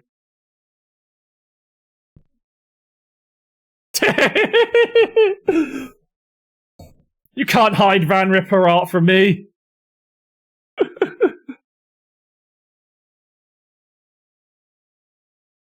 Well, they've even got the extra chapter bits in there to throw you off. There he is, there's the Helltaker man. Yes, a warrior! I played it. I played it on the last week before the holidays. It's great. I need to play it on hard mode. I need to unlock all the things. But yes, it's like how I never would have expected Mr. Van Ripper to yeah, hard mode sounds like really, really difficult. Because like playing it on normal was really, really difficult. I never would have expected Van Ripper to make a Yuri game, but he did. It was one of the best Christmas presents ever. But play Wario, it's great. It's fun. It's really hard though. A lot of people rage at it because it is really hard, but then a lot of people rage at Helltaker, I think. But probably less so because it's not an action-y game, it's a puzzle-y game. And like you can look at things. Oh yeah, it does it by his actual name.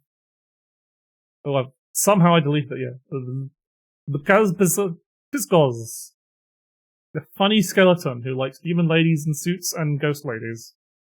And was like, the ghost ladies should kiss other ladies, I think, in this game. Probably because because he was like, I've seen a lot of people saying that they want the demon girls to kiss girls. I don't know. Maybe there's something in the design notes about it. I'll have to find that. But don't tell me, I'll find that out for myself.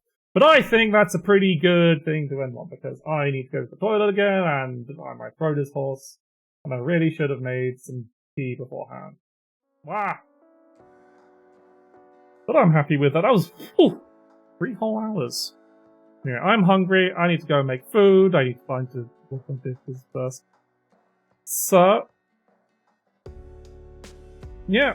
Oh, I have a good feeling about this, yeah. I like to move my hands. Mm-hmm. Oh hey, since I was talking about Lily, I feel like it's appropriate to raid into her. She's playing Broken Sword. Yeah, I like it. Is that hopefully, now that I have this level of expression that makes me feel like I'm actually being seen, I might be able to actually just talk more.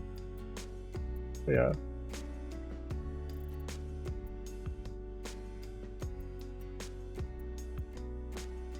Just raid Lily Berry Salmon, because I was talking about her earlier, so it feels like it's perfect. And I'll see you all tomorrow for Mega Man Legends 2. Bye. But didn't take my waving off. Bye.